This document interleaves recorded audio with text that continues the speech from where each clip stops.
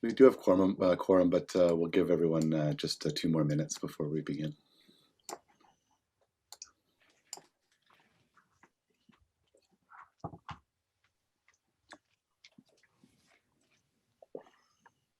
I hope everyone is doing well on this very April-looking day outside. Apparently there's snow in the forecast for 2 days next week. You're kidding. No. That's not unusual. I have pictures of snow on my tulips. You know, my tulips are up and we can get, as JJ used to say, the only month we don't get snow is August. That is correct. Mm-hmm. Yeah, so it won't last long. Let's put it that way.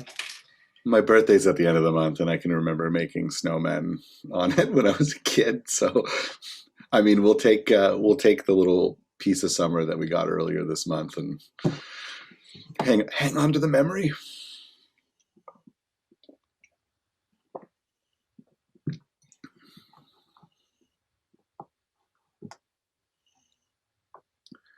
Okay, we'll begin in just a moment.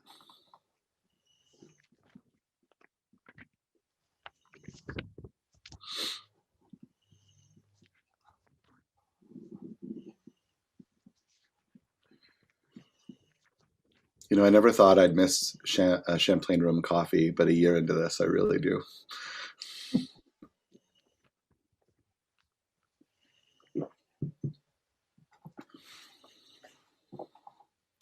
Well, good morning, everyone, and welcome to the CPSC meeting of April 15th, 2021. I'll call the meeting to order now.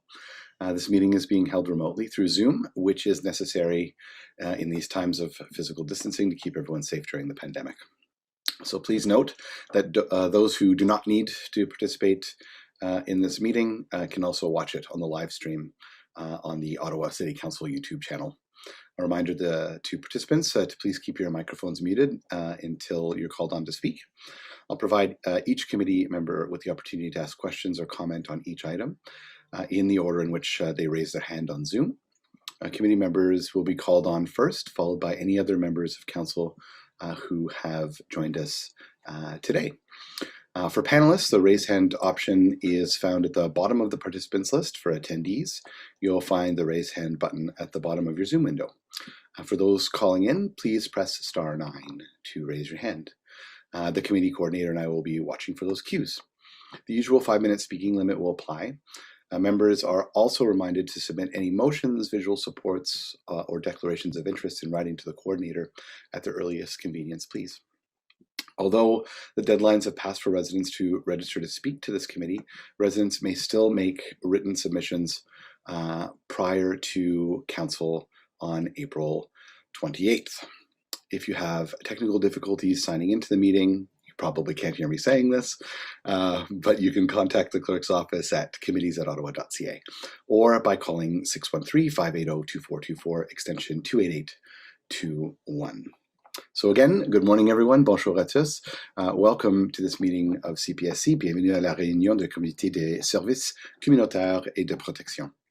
Ottawa is built on unceded Algonquin Anishinaabe territory. The peoples of the Algonquin Anishinaabe Nation have lived on this territory for millennia. Their culture and presence have nurtured and continue to nurture this land. The City of Ottawa honors the people and the land of the Algonquin Anishinaabe Nation. The City of Ottawa honors all First Nations, Inuit, Métis peoples, and their valuable past and present contributions to this land. Thank you for joining us today.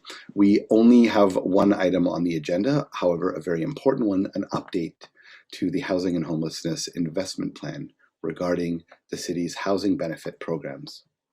Ensuring that residents have access to housing is a council priority and an essential social service that promotes inclusion, self-sufficiency, and improved quality of life. Assurer l'accès au logement à Ottawa est l'une des priorités de conseil et plus de constituer un service social essentiel qui favorise l'inclusion, l'autonomie et l'amélioration de la qualité de vie. Earlier this year, we advanced our commitment to addressing housing and homelessness in Ottawa when we approved the 2021-2022 plan for our 10-year housing and homelessness work plan and made significant investments in the Housing Services Long Range Financial Plan. The report that we will hear today is about building the city's capacity to provide ongoing housing benefits and giving people the stability that they need to secure and maintain permanent affordable housing in the long term. Staff will walk us through a presentation outlining the current status of our housing benefit programs and identify some recommended changes that will allow us to support both existing benefit recipients and expected growth. Les membres du personnel offriront une présentation sur l'état actuel de nos programmes de prestations de logement et formuleront des recommandations qui nous permettraient de soutenir les actuels bénéficiaires de prestations et de nous adapter aux projections de croissance. So I look forward to discussing this report with you today. So we'll move on to the agenda. Passons maintenant à l'ordre du jour aujourd'hui. I'll ask the committee coordinator to call the roll, please. Councillor Tierney. Present. Councillor Meehan. Present. Councillor McKenney. Present. Councillor Kitts. Ici. Councillor Kavanaugh. Here. Conseiller Fleury. Bonjour. Councillor El Shantiri. Present. Councillor Dudas. Ici. Councillor Deans. Here. Vice Chair Eglai.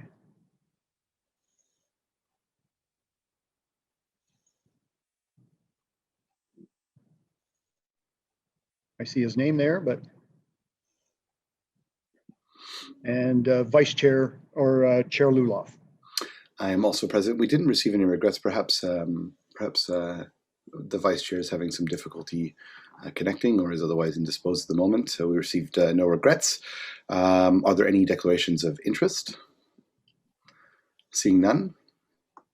Okay, confirmation of minutes. Minutes 17 for Friday, March 26, 2021, and joint minutes 1, joint FEDCO and CPSC meeting minutes from March 2nd, 2021. Are the minutes for the meetings of March 2nd and March 26, 2021 confirmed? Carried. Confirmed. Okay, great. Okay, moving on to item number 1, Community and Social Services Housing Services. Housing and Homelessness Investment Plan Housing Subsidies. So I'll now turn it over to staff for a presentation. Lisa Goodfellow will give the presentation and staff will be available to answer questions. Unfortunately, Saeed Saya is not feeling very well and so will not be with us today. So we'll turn it over to our very capable team to make the presentation. Please go ahead. Thank you very much, Councillor. And Lisa Goodfellow, who many of you know, who is our Program Manager of Social Housing, will be doing the presentation this morning. And really, this is our third major report this year that's building on both the Housing and Homelessness Work Plan and the Long Range Financial Plan that was approved at CPS Committee and then Council earlier this year. And what this report does is now work on the direction of Council and Committee to really look at how we maximize our existing housing benefits that we have in our municipal program and how we ensure the sustainability of those individuals who are currently in receipt of benefits in that program in the long term, and really allows us to maximize the outcomes we have in housing and homelessness. So I'm going to hand it over to Lisa now to walk you through the presentation. Thanks, Morning. Lisa. Thank you very much, Donna, for that. And thank you for the opportunity this morning to bring forward this report, particularly as it's the only agenda item. So very much appreciate the time that people are taking. So this report, if we want to just move to the next slide, is about, as Donna had indicated, it's about our housing and homelessness investment plan, housing benefits, and certainly our current and future trends. So in terms of background, our housing benefit programs provide financial stability for low-income households and households experiencing homelessness, provide access to permanent affordable housing. The housing benefits are provided either as a rent subsidy payment directly to the landlord or as a portable housing allowance directly to the household. And I'll talk quite a bit more about that throughout the presentation. Housing benefit programs are in a period of transition. As identified within the report, we have 3 programs that are actually sunsetting over the next, between July of this year and October of next year. And as well, we certainly are at maximum capacity for our programs. We're so appreciative of being able to move forward today. We are actually at a critical juncture. As of April, like right now, all of our housing programs are at maximum capacity, which is why moving, in order to be able to, we can continue to support the households that are receiving benefits. But if we want to continue with the current growth that the programs that we identify need to occur over this year and moving forward, we really do need the approval to be able to reallocate funds and access some temporary provincial funds from the province to continue supporting those programs. So it really is critical as of literally today to be able to do that. So again, the report is about continuing to build our capacity and provide monthly housing benefits that support people moving into and maintaining permanent affordable housing in the long term. So just a quick sort of summary to remind people about social housing, now known as community housing. We have a very large annual municipal budget. As was previously indicated, that recently there was reports that went forward to committee and council. So the long range financial plan and the 10-year plan, midterm refresh, and as well as the work plan for 2021 and 22. And within those reports, they clearly identified the need to continue to support and grow our housing benefit programs. But it also provided a larger context of our actual bigger programs. So social housing, or community housing as it's known today, has a large budget, is $108 million annually, of which the municipality directly funds $85 million. So that's roughly about 79–80% of that budget. Within that $108 million budget are our housing benefits, which are our rent supplements and our portable housing benefits. And the budget for that is $34.5 million. So within the 108, 34.5 are really what we're going to be talking about today. And those are for portable housing benefits and rent supplements for households that are living out in the community, so that they're living in market units, market rent units, either with a private landlord or in a market unit within a community housing provider. So it's not part of the 16,502 purpose-built RGI units that are part of the 108. So just to provide a little bit of context there. So we'll be focusing on those. We're going to cover the portable rent supplement programs that are out in the community. So that's a context piece there.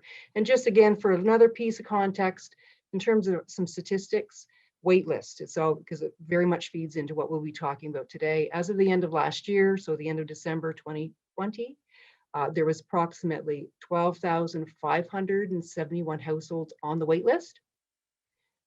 Over the 2020 period, so from January 1st to December 31st of 2020, there were only 1,073 households housed off the wait list into permanent RGI housing. And to remind again, we have to, because it's a fixed asset in RGI housing, you first have to have a household move out of an RGI unit to be able to provide the opportunity for someone off the wait list to move in. So that's a really static, fixed asset. The housing benefit program is really where the growth area is, because these are moving out into the community, obtaining market rent units for people moving into market rent units in the community and having that financial benefit to support them. So it really is, this is the growth area, what we'll be talking about today, where the other is very static and the number of units turning over within the traditional RGI is decreasing every single year. People are just staying longer and longer in their RGI units. So that's just a bit of a context piece for you. So thank you. So next slide, please.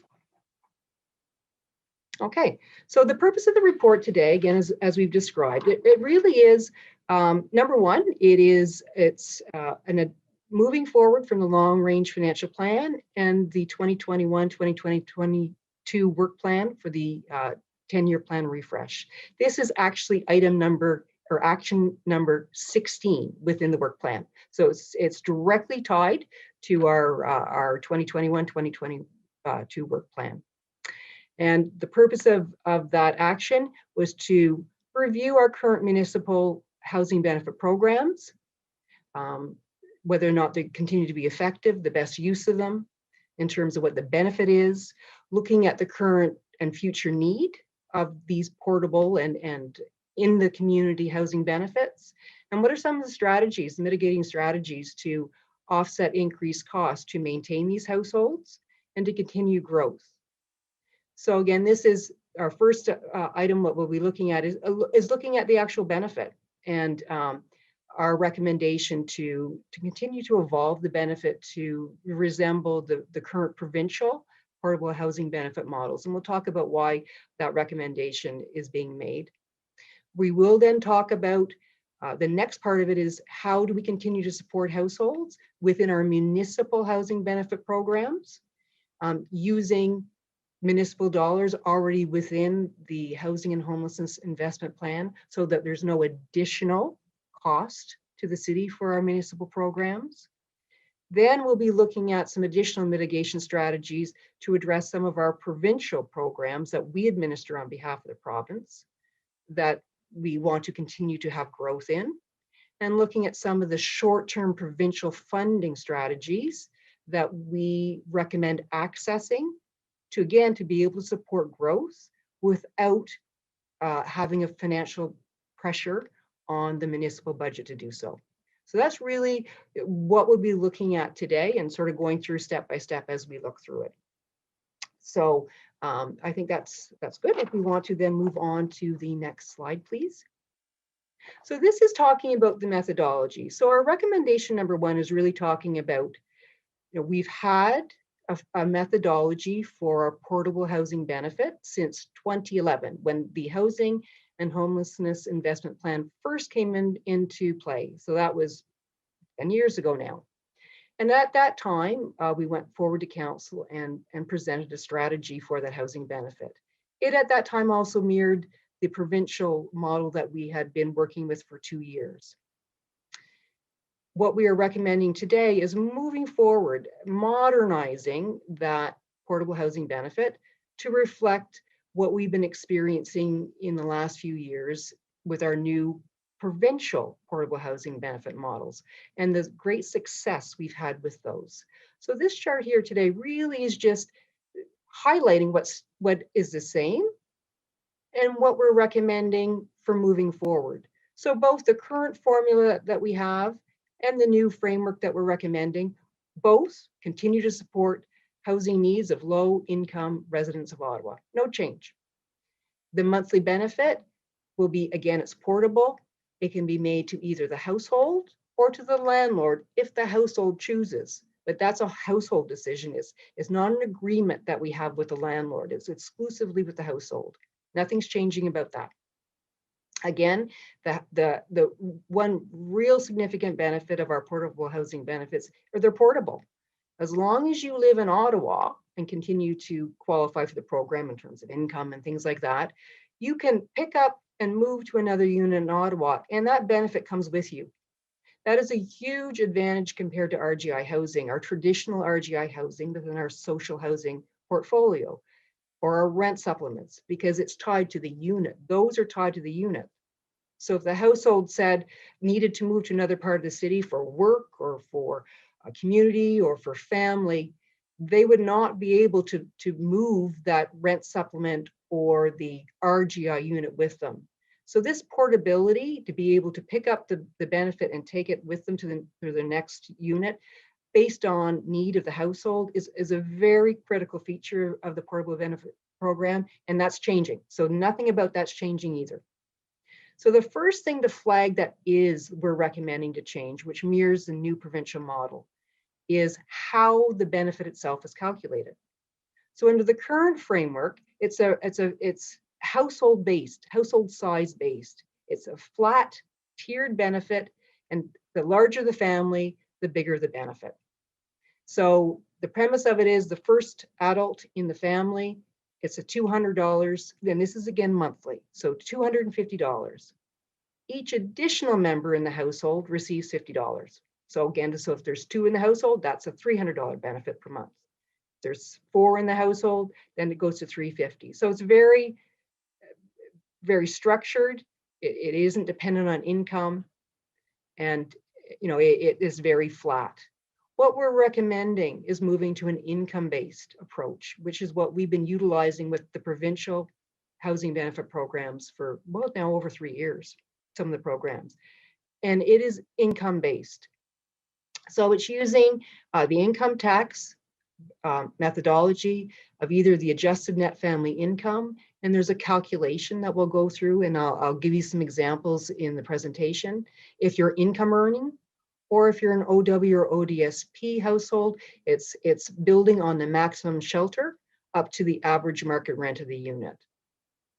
And just for context piece, on average, our households that fall into the category of OW or ODSP fluctuates a little bit, but it usually represents about 40 to 45% of the total households that we provide benefits to through either social housing or through our housing benefits. So it's a substantive number. So just to help provide that context when we're looking at the models, a significant number of households that will be accessing these housing benefits would fall into the OW or ODSP. Not 50%, but we're not too far off that.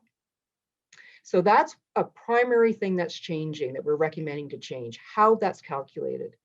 What's staying the same, both programs are just once a year, there's an annual review, and it's always based on your income tax return. So nothing about that's changing.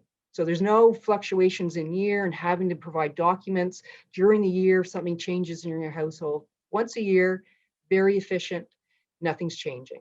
The last piece that is changing, and again, is we suggest it has proven to be very effective. Our current framework, there's no first or last month's rent. It's strictly a monthly benefit, the $250 or $300, $400, whatever the size your household is. There's no first and last month's rent. Under the new model, first and last month's rent up to the cost of the average market rent, so not just the subsidy component, but up to the full cost of the average market rent for that unit is covered under the program.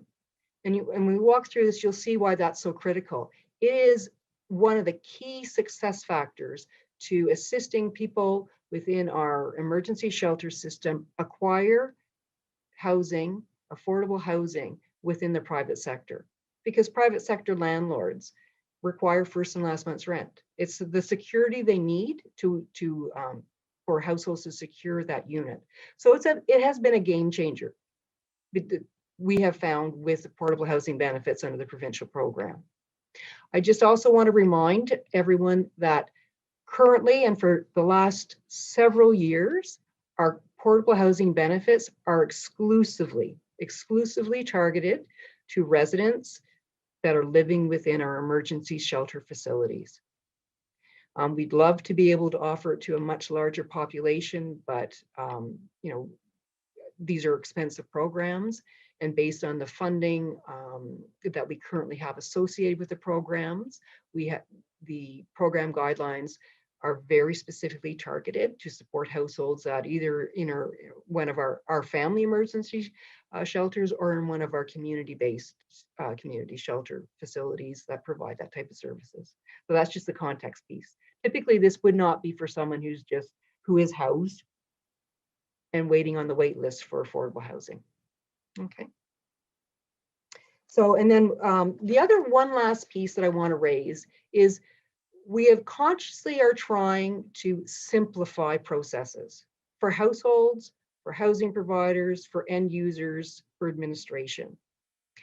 The new model that we're recommending very closely resembles the new approach under RGI housing as well. We are trying to make it seamless for households and less barriers, so that if someone's waiting in an emergency shelter, instead of them hunkering down and saying, absolutely not, I am not leaving the emergency shelter until I have an RGI unit, which there's exceptionally low turnover in. By offering this housing benefit and this more generous housing benefit, which we'll talk about, it gets very close to the subsidy level that you're going to have under RGI, is leveling the playing field. So it provides that opportunity for the household. If they're going to get a similar benefit, there's no longer a incentive for them to say staying within the emergency shelter system, waiting for that one RGI unit that's going to come up in 6 years. So that's just another, we've been consciously trying to create as much similarity between all of our housing subsidy programs as possible for that purpose and for simplification. So that's just one last little piece that to tie it back together. Okay, so thank you. So next slide, please. So we're going to dive into some of these examples then. So under the new model, as I was saying, the number one thing that no matter who you are, is the program is tied to the average market rent. And I know certainly there's been some conversation about that at committee and council with some of these previous reports. That's established by the province. And it's based on the CMHC reports that are published. So what you see on the presentation on the left-hand side, these are the prescribed average market rents that are used for housing benefit programs. So it's going to be whether it's a municipal or a provincial. And these are in place from July 1st to June 30th. That's the other unique feature about housing benefit programs. They all run July to June, all of them, because they're tied to the income tax benefit and allowing people to file their taxes, get their returns, get their assessments, and then you go for the following year. So it was a deliberate choice years ago made by the province to run it using that time frame, and that's why. So irrespective of who you are, the program guidelines set, we're going to call it the ceiling for the benefit, is these average market rent levels. So for a 1-bedroom, it's 1,243. For a 2-bedroom, it's 1,519. For a 3-bedroom, it's 1,655. So that's the same whether you're an income earning person or Ontario Works in OW and ODSP. Under this model, if you are an ODSP or OW recipient, the benefit is very generous in the sense that it builds on the maximum shelter benefit that you're getting under your program. So that's determined by OW or ODSP. It's flat rate, the household gets it. So as you can see, it builds on that. So under a 1-bedroom, the OW maximum shelter benefit that the household's getting is $390.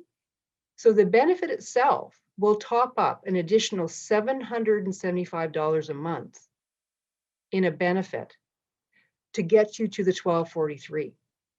And you'll consistently see that throughout the chart for whether it be ODSP or OW.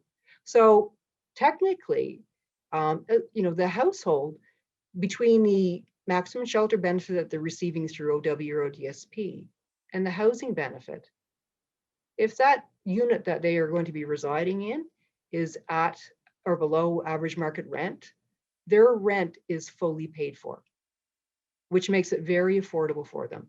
This is comparable. This is exactly comparable to RGI. There is no difference. Your rent is basically paid for, which is a critical feature of that.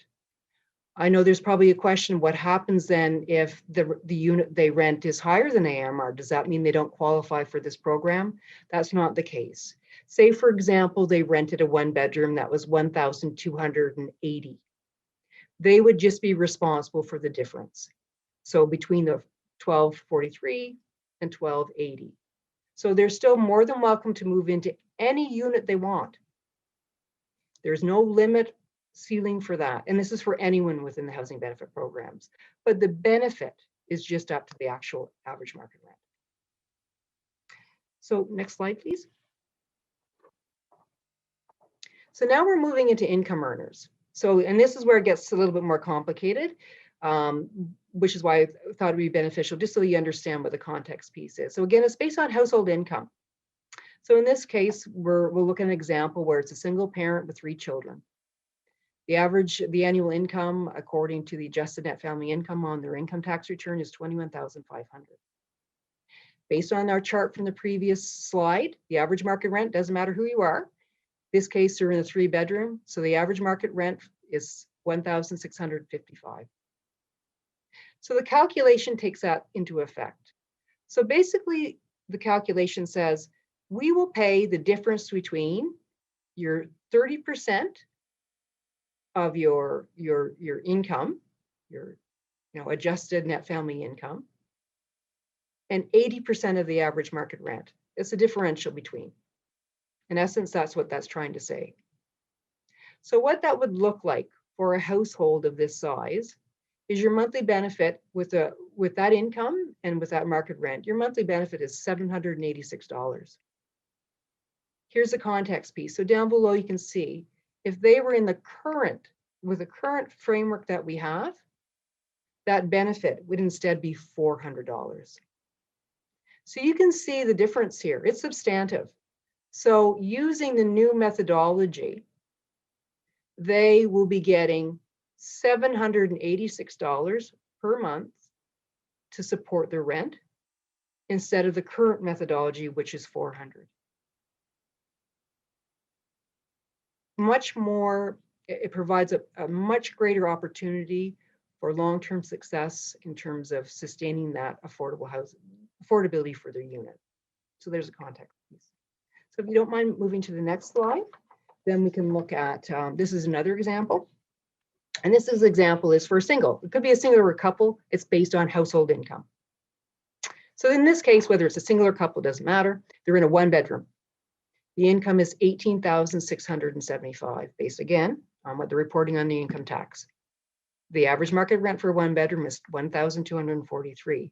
So using that methodology again, the difference between 80% of the average market rent, using the difference of the 30% of your income, the benefit's going to work out to $527 per month.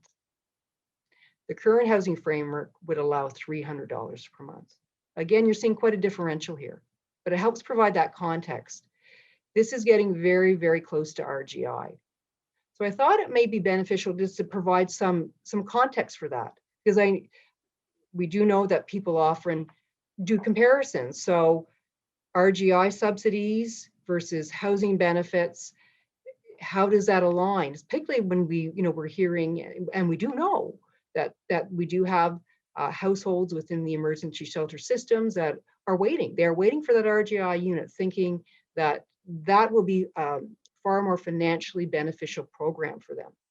So here's just some stats for you. And again, because we've been running these programs now since 2011, we've been able to gather a lot of actual stats versus sort of hearsay about what our averages are. So here's some context piece for you. So we know within our programs, in our rent supplement programs, in our housing allowance programs, exactly what our households are paying for rent. We know what they're paying. And in terms of these programs, we don't have a significant variance between the actual rent that people are paying in an RGI unit versus what they're paying within the market rent. It varies, and that's outlined within the report on page 20. I won't go into, so some lovely graphs there, and I won't go into details about it. But in terms of summary, what's the difference? On a 1-bedroom, the difference between an RGI unit and within the private sector is about $244 per month. For a 2-bedroom, it ranges from $131 to $252, and for a 3-bedroom, $152 to $197. So on average, there's about a $200, it's $131 to $252 variance, but on average, if we average it all out, there's about a $200 difference between the rent, the actual rent for a unit within an RGI unit within our social housing portfolio, and a unit within the private sector. So to help provide context. In terms of then, if you talk about, okay, then what kind of benefits are people getting depending on where you're living? And again, that's outlined in charts on page 20 of the report as well. But there is not a significant variance based on that. So for someone who, first of all, is in the traditional social housing and RGI, they have no access to first and last month's rent. For our programs that we've been running with the provincial model, they do receive first and last month's rent. So for context, for a single person moving into a 1-bedroom unit, the average first and last month's rent they've received is $1,734. So a substantial benefit. For a family, the average first and last month's rent that we've been providing to households is $2,500. So that is, again, that benefit they're getting to be able to secure that unit. And it's a substantial benefit. Then we talk about the monthly benefit. For the variance is quite small. For those that are newly going into our housing benefit programs we're going to call it within the current rental market, the variance between what we're paying as a housing benefit to those households versus rents up, again, it depends on the size of the unit, but the difference is only between $70 and $100 per month. Very, very small between the housing benefit and the rents up benefit, or the RGI benefit, rents up benefit. For those so that's under the new model. Under our old model, where it was at tiered rate, it's substantial. The variance runs between $310 to $350 per month difference. So you can see how the depth of affordability is significantly greater under this new model. And it very, very closely resembles what you would receive if you were in traditional RGI housing or a traditional rent supplement unit. So we're really getting close to a level playing field. So that's just a little bit of context for you, hopefully that may be a bit helpful. Okay. So next slide, please. So now we're going to move into, so that's what we're recommending in terms of, we're going to call it modernizing and updating our municipal housing benefit to match what we're offering, what's being offered to the province. And again, it has been exceptionally successful in assisting households acquire housing within the private sector. So now we're moving on to what's our current need and what is our future need. So as outlined in the report, we currently are assisting 4,738 households with either a rent supplement out in the private sector or a portable housing benefit out in the private sector. That's what we have right now. Right now we have funds, our current funds are able to support these people right now. We also, year over year, have had a fair bit of growth in our programs as well. And under that growth, we certainly, on an average, and again, that was outlined in the 10-year plan report and is in the long-range financial plan. You know, we run anywhere between 300 and 500 units, new benefits per year. And last year was a substantive year. Last year, we were up over, and so for context, in 2019, we provided 375 new housing benefits. In 2020, we were up to 592. It had a bit of a blip because of the Canada Ontario housing benefit, but you can see our trends are going up. These are the benefits households are looking for. In terms of the rent supplement component, that is very flat, meaning the 3,070 units. We are not seeing growth in that area at all. We are actually seeing a decline. The number of house landlords that want to continue within the rent supplement programs has decreased by 30% over the last 5 years. The number of units have stayed constant because we still have to continue to support those units, the in situ units where people have them, where they have them in place. But due to market conditions, low vacancy, high resale value of rental properties, landlords really aren't wanting to be encumbered by a rent supplement agreement. It's the opposite with the portable housing allowances that are tied to the household. That is, the growth in that is exponentially increasing. Okay, so this is what we're looking at. In terms of the current statistics right now, we're looking at about a 10% growth in housing allowance programs per year. Okay, so thank you. So next slide, please. What does that mean in terms of costs then?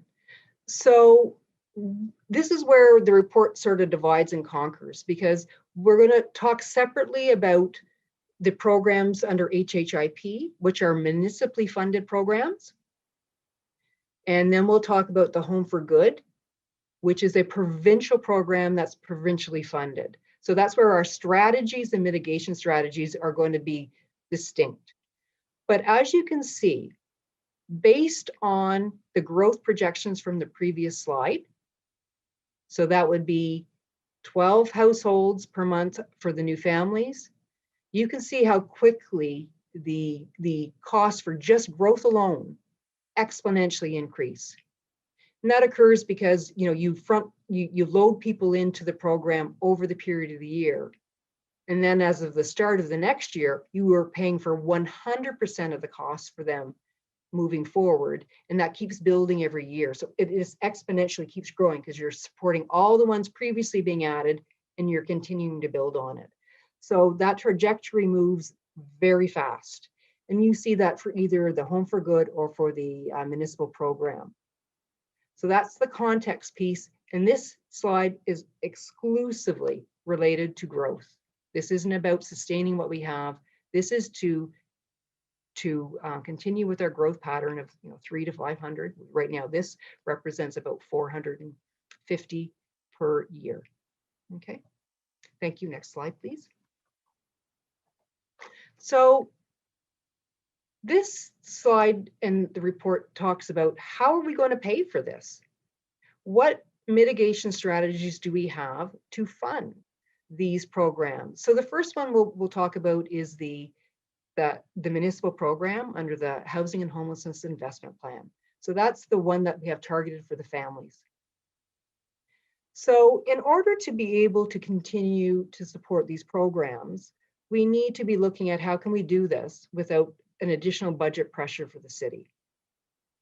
When we look at our HHEP program within social housing, we have 3 elements. We have rent supplement, housing allowance, and capital repair. And that's why you see them sort of all tied together here. The budget in 2021 is 8.24 million, grows ever so slightly in 2022, it's 8.41. And in 2023, it's 8.53. It increases by 2% each year. So what we are recommending as a mitigation strategy to be able to do 3 things. Maintain the households that are already in the program, our municipal program. Absorb 3 programs that are expiring between July of this year and October of next year, which has an annual cost of 2.2 million, but that will be spread out over these first few years, as well as support that growth that we've been talking about. How can we actually do that? So what we are recommending first and foremost is look within the Housing and Homelessness Investment Plan as it exists. Are there areas where the funds aren't being fully allocated that we could reallocate them to the housing benefit program at no additional cost to the city? So that's our first recommendation. So envelope 5 is supports to housing within the HHIP plan. And it is bigger than 300,000, but one element within the supports to housing envelope relates to residential services. The budget within envelope 5 was increased, I think in 2016, in anticipation of additional costs that were going to occur related to the residential services programs and increase the need for residential beds. Time overtook, provincial programs changed, different funding models came into play, and then that need never actually materialized. So there was not that need for that $300,000. So it's been sitting really unallocated. So we're making a strong recommendation. Let's start there. Let's move that unallocated funds because that area has been dealt with other funding, and move it to support the housing allowance program. So we're recommending that full stop, annually, permanently. Use up those unallocated funds already in the HHIP plan. Our second recommendation, and this truly is a mitigation strategy, is to, if necessary, tap into envelope 6 of the HHIP plan, which is our social housing repair and renewal plan. That is our secondary mitigation strategy. And I thought I would spend a few minutes talking about what our capital programs look like, because I know it's top of mind for people and it's regularly discussed. So in terms of our capital programs, they're always in great demand, as we know. Supply for funding for capital programs never meets our current need. No one's disputing that. When we go through and look at some of what these costs will be, we do not, and when we look at the elements, we do not genuinely believe, when we talk about some of the other programs, the provincial programs that we're going to be able to support, do not think we will need to use any funds from the social housing repair and renewal category in 2021. We may or may not need it in 2022 and moving forward, and I'll talk a little bit about that. But why we chose that one, and again, it's a distant mitigating strategy, but we wanted to ensure that we had the authority if we needed, we were requesting the authority if we need it, is because the actual social housing repair funding is actually increasing over the years because of the provincial government. So under the Canada-Ontario Community Housing Initiative, every year our funding, and that's under the National Housing Strategy, our funds are going, this is exponentially increasing. And we actually know that's the only area that we know that is guaranteed growth until 2028, because the funds are tied to the funds that are being removed as prescribed social housing providers, their end of operating agreements occur. So it's equivalent to funding to that. It's very predictable, and we know it will increase right through 2030 because of that formula that's already built in. What does that mean? So for context, so in 2019, our total capital repair programs, we spent $6.7 million, of which COCHI was 4.3, and our HHIP envelope was 2.4. In 2020, that increased to 8.9 million, of which COCHI was 5.9 and HHIP was 3 million. In 2021, so this current year, it is now increasing to 10.4 million. So it is moving up and up and up, and that trend will continue. And that is based on a few things. It's our COCHI funding of 6.9, our HHIP funding of 2.5, and another new growth area, which is Ontario Renovates. And Ontario Renovates, and that's part of the Ontario Priority Housing Initiative. And it was discussed as part of the long range financial plan, and it's also in our work plan. I think it is actually item number 14 within our work plan. And the recommendation under 14 was to review and consider allowing community housing providers to have access to Ontario Renovates funding. Ontario Renovates funding is to support accessibility repairs and renovations for low-income households. We have actually implemented that this year as part of, we just completed our expression of interest for our 2021 program. We have $25 million worth of requests for capital repairs, of which 2 million are specific for the Ontario Renovates funding. So we are allocating $1 million of the Ontario Renovates funding exclusively to support accessibility repairs within social housing. We have a list of what those are, and we're very impressed with the level of detail our social housing providers. These are renovations inside units for the most parts and in common areas so that people have access to come in and out of these buildings for people with accessibility needs. The question may be asked, how is that impacting others that would have access to these funds? Over the last 2 years, because of the pandemic, the traditional households in the private sector, the low income households that qualify for the program, have not been accessing the program. They, for obvious reasons, they're not interested in having people come into their home during the pandemic for repairs or for inspections or that. So the uptake has been very low during the pandemic. So this was a good year of the 1.2 million that's allocated for Ontario Renovates. This was an ideal year to test the waters for community housing, because there is the demand on the private sector side with residents is so low because of the pandemic. So that again has helped us support capital repair funding for social housing in a very targeted way. So that's hopefully provide some context that social housing repair funding is not decreasing, it is actually increasing and increasing exponentially over the next few years. We hope we are never going to have to tap into that. We do not believe we will have to tap into that this year. And we'll talk about some mitigation strategies moving forward. Okay. So that's certainly that aspect. So next slide, please.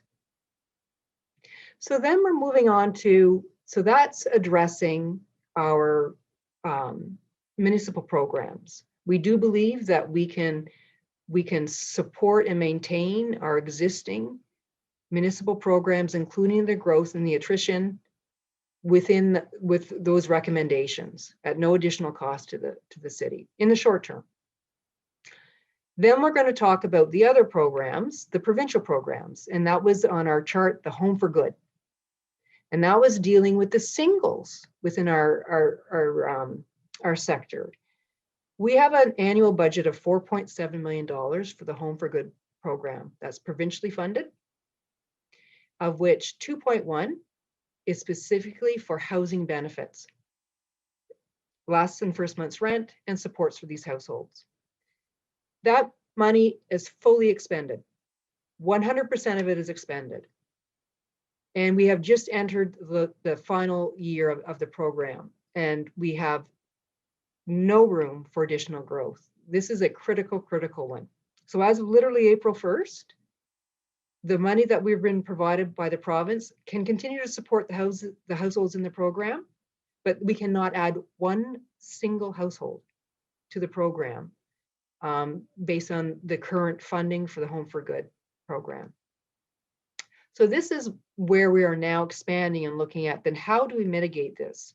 What options do we have to continue to support that growth and support those households of a very, very successful program in stabilizing these households? So what we're recommending is two things. The first thing we're recommending is tapping into the new Social Service Relief Fund Phase 3 funding. And that was just introduced within the last month, where the City of Ottawa is receiving $21 million. One of the areas within that is related to rent relief. The province highly encourages service managers wherever they can to support that category of the funding. To date, with our previous phases of SURF, we did not, but we are recommending it is appropriate now to do so, to support that using provincial dollars to support provincial funds, provincial programs as they continue to grow. The other area that we're recommending to utilize, because this only runs until December 31st, using the Ontario priorities to sort of prevent that gapping, particularly between January and March 31st. So in both those cases, we're recommending accessing up to $1 million to support those programs, and if necessary, particularly the Ontario Housing Initiative, to support our municipal programs moving forward as well if we need additional funds for our municipal program. So we try to keep them separate, no additional cost to the city, and really trying to use funds where we could further from the province for provincial use. So that's in essence the report and what our approach is and how our recommendations all tie to that. Again, that last recommendation within the report is asking for the continuation of the Home for Good program growth using these funds to do it, to support it. So that's my presentation. Thank you. Question, maybe next slide for questions. Thank you very much. We do have 2 delegations, but I have marked down who's put their hand up in order, just to be fair. So right now, I have Councillor Deans, followed by Councillor Dudas, followed by Councillor Fleury, and then followed by Councillor McKenney, following our delegation. So we'll do them in that order just to make sure that, you know, I see that the people are keen to ask questions. Our first delegation is Salma Al-Shahabi. Ms. Al-Shahabi, you have 5 minutes. Please go ahead. Good morning. Thank you, Councillor and Chair. Thank you all for your attention to this important matter, and thanks to staff for all their work. I'd like to first start saying that the report does highlight. Point of order, Mr. Chair, if I may. Is there not a technical amendment you want it dealt with prior to delegations, or is that changed? Oh, that is correct, Vice Chair, and thank you for pointing that out. Selma, if you just, I'll let you start all over again. That's no problem. We won't penalize you for time. Vice Chair, do you mind introducing it? It's just a technical amendment, so we want to make sure that we have it on the table. Or if Mark can maybe put that up on the screen so everybody can see it both here and at home. Thank you, Mark. So yeah, as the chair pointed out, this is a technical amendment. There, you can see it on the screen. So there is a change to some of the dollar amounts in the report.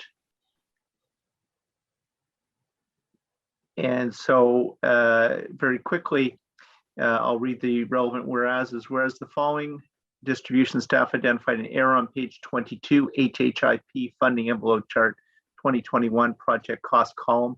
Total budget figure to be revised from 8,080,385 to 82,47. Whereas following distribution staff identified an error on page 23, HHIP funding envelope chart 2023 project cost column. The total budget figure to be revised from 8,412,015 to 8,922,792. Therefore, be it resolved, the Community Protection Services Committee approved technical amendments to pages 22 and 23 to reflect the revised budget amounts. Mr. Chair, may I, if you don't mind, please, I think there's still a little bit of a problem on that motion where you saw that first figure. It is missing some numbers there. So that first amendment should be to 8,247,073. I think that was meant to be corrected, but I didn't make it there in time. So let's have that would have been a very significant change. So I'm glad that we've pointed that out. Perhaps what we can do is have the clerk's office make that change, and then when you know, following our delegations during questions, we can have it up on the screen so that members of the committee can see it clearly, if we don't mind. We'll make the changes and before you reintroduce. Okay, perfect. Thank you very much. And I appreciate that, Mr. Vice Chair. I will chalk it up to not having that fine equator coffee that we used to get a year ago and being fueled by the much lesser Maxwell House this morning. Ms. Al-Shahabi, I am very sorry. Please, you may begin again. It's okay, no worries. Thank you very much. So as I was saying before, you know, the report has good recommendations, but there are some concerns that I have with it. So basically, the report does very well job in identifying the community needs and having housing allowances increased to better meet the market realities. and assist people who are at risk or are experiencing homelessness. It's also doing a great job in identifying the need that our mayor should be seeking further funding from upper tier governments.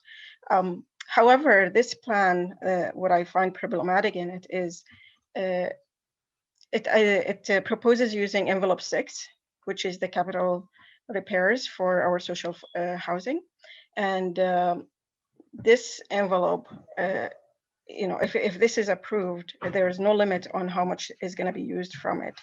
And this step I find is going to be unsustainable. It has many serious consequences on the safety, the quality, and the availability of the affordable housing stock we have, and on the housing stability and the safety, as well as the health and well-being for more than 17,000 residents who are living in these affordable housing units.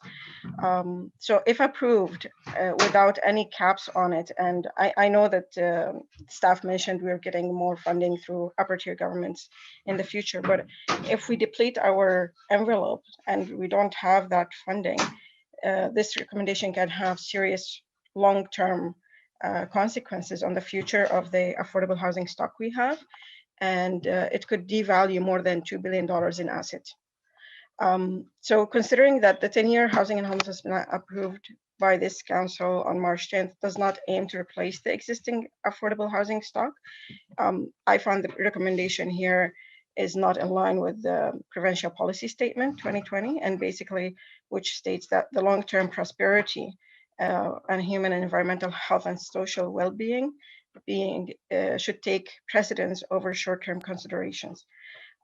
It also highlights saying, again from PPS 2020, is healthy, livable, and safe communities are sustained by avoiding patterns that may cause public health and safety concerns, and that it's in the best interest for our communities to use resources wisely to protect the resources and to minimize unnecessary public expenditures.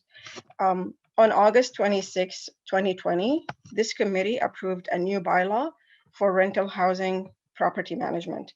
And it requires new owners of rental units to develop and maintain a capital maintenance plan to ensure that the continued reliability and safety of critical capital elements. And this bylaw is going to be in full effect on August 31st, 2021, and it will apply to all rental housing, including social housing.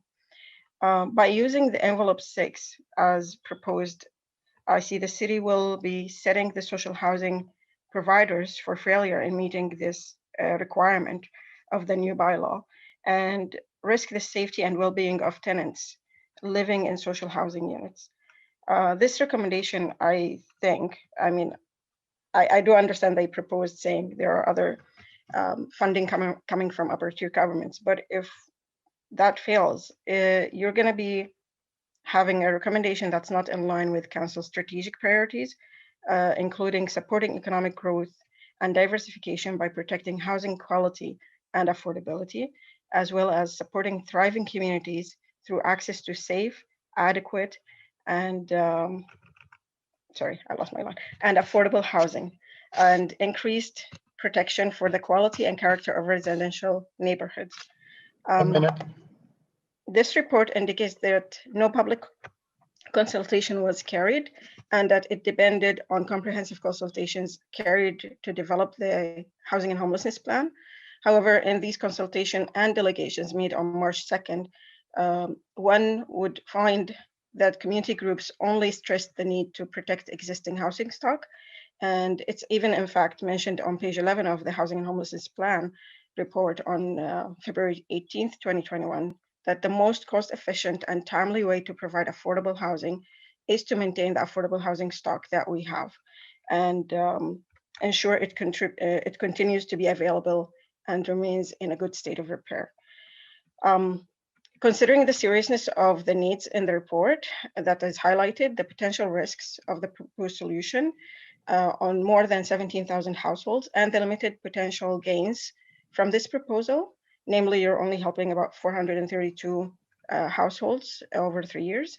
Could we not do better? Thank you very much. I think that during the question and answer period with staff, staff will be able to address your concern regarding envelope 6. It is my understanding that there's going to be exponential growth in that envelope, so we'll allow staff to comment on that through questions and answers with staff.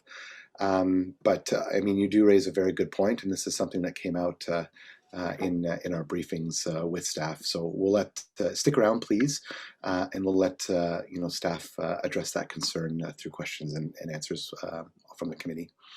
Thank you very much. We do appreciate your input. Do we have any questions for our witness today? Please use the raised hand function. Seeing none, thank you very much. Please stick around. Thank you. I just want to ask you, if you do really need to use it, at least have a cap, just like you're doing for envelope 5, where you put capping that expenditure. Have a cap at least if you really feel like you need to use that. I know it said it will be used only if needed, but you are giving the delegation, you're delegating the authority, so this will never be seen again if you do that. So appreciate your recommendation. Thank you. Our second delegation today is John Dickey from Eastern Ontario Landlords Organization, no stranger to this committee. Mr. Dickey, please go ahead for 5 minutes. Yes, thank you, Mr. Chair. EOLO supports this staff report. EOLO has long advocated a greater use of portable housing benefits by all 3 orders of government. So have the Federation of Rental Housing Providers of Ontario and the Canadian Federation of Apartment Associations, which represent rental housing providers at the Ontario and federal governments, respectively.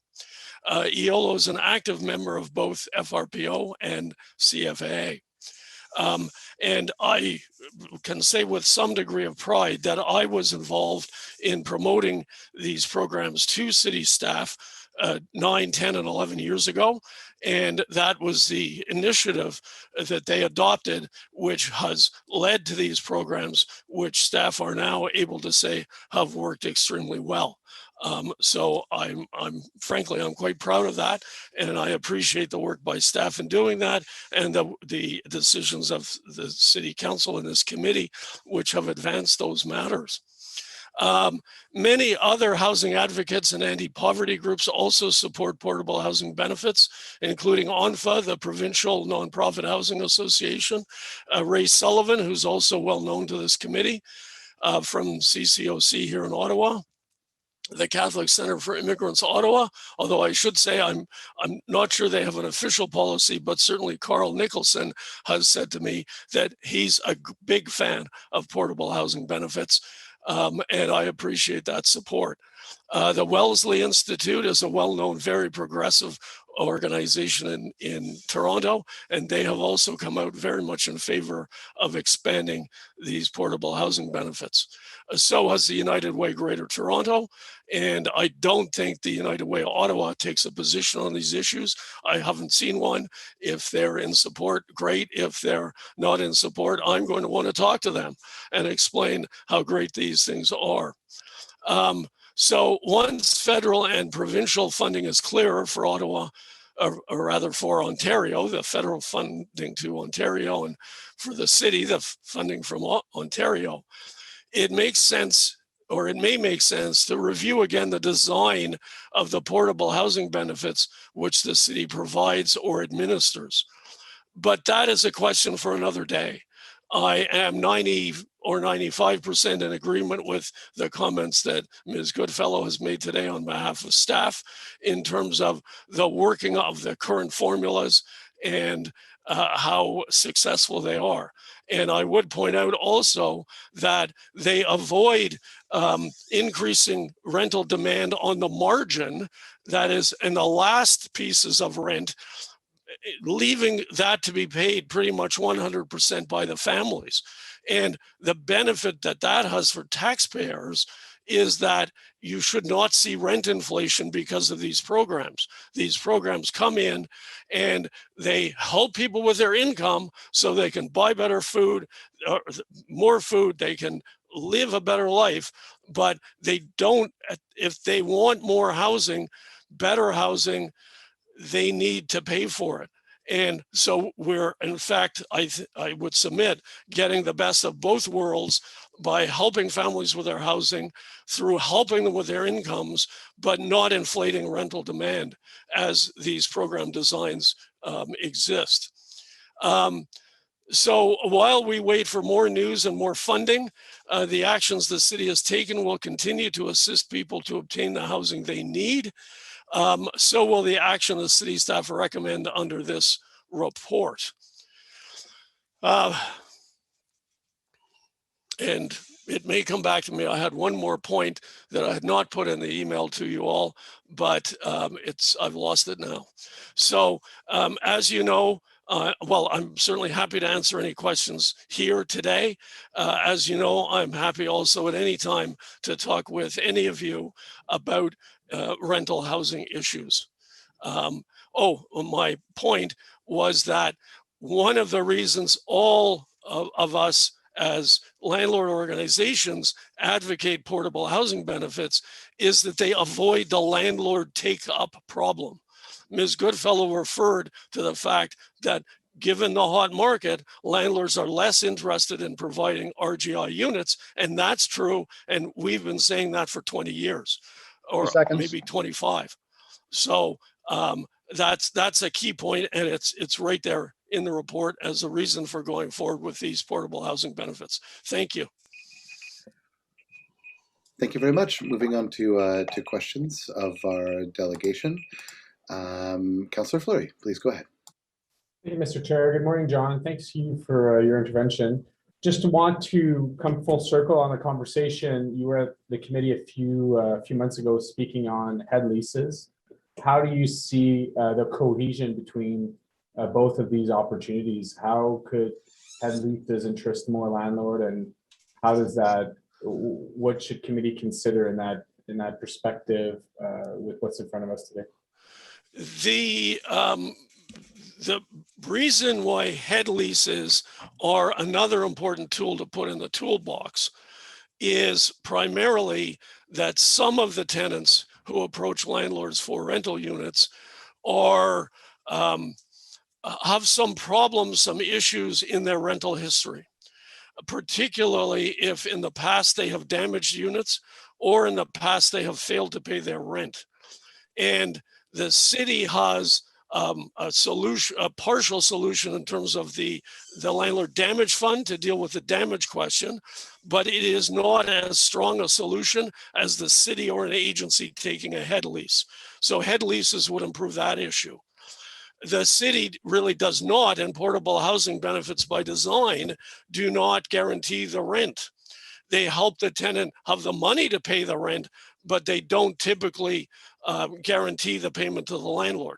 As Ms. Goodfellow said, the tenant can direct the payment of the rent to the landlord, so that could be very helpful. But under the current law and arrangements, at any time the tenant can stop that direction, so the landlord may end up not being able to collect the rent. And that's particularly a problem now because of the backlog at the landlord and tenant board.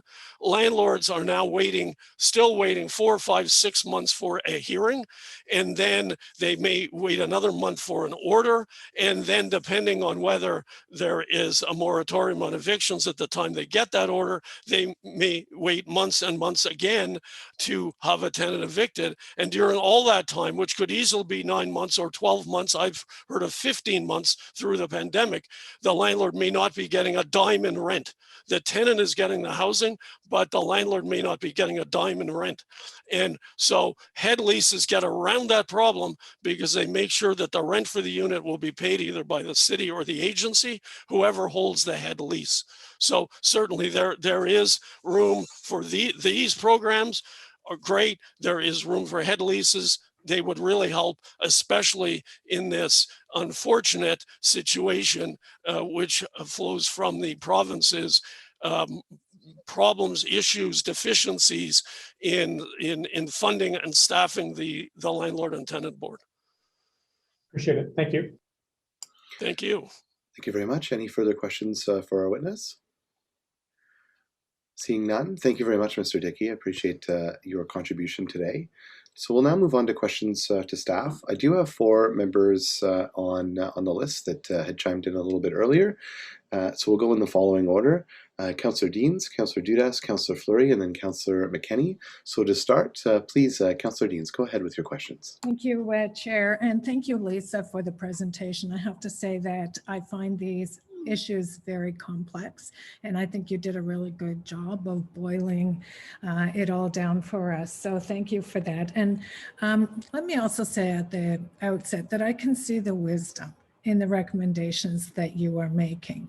But having said that, my problem is, I guess I'm just reflecting on the decisions that council has made over the last number of months at the budget 2021, where I think it was Councillor McKenney put a motion to add additional funding, and that was rejected.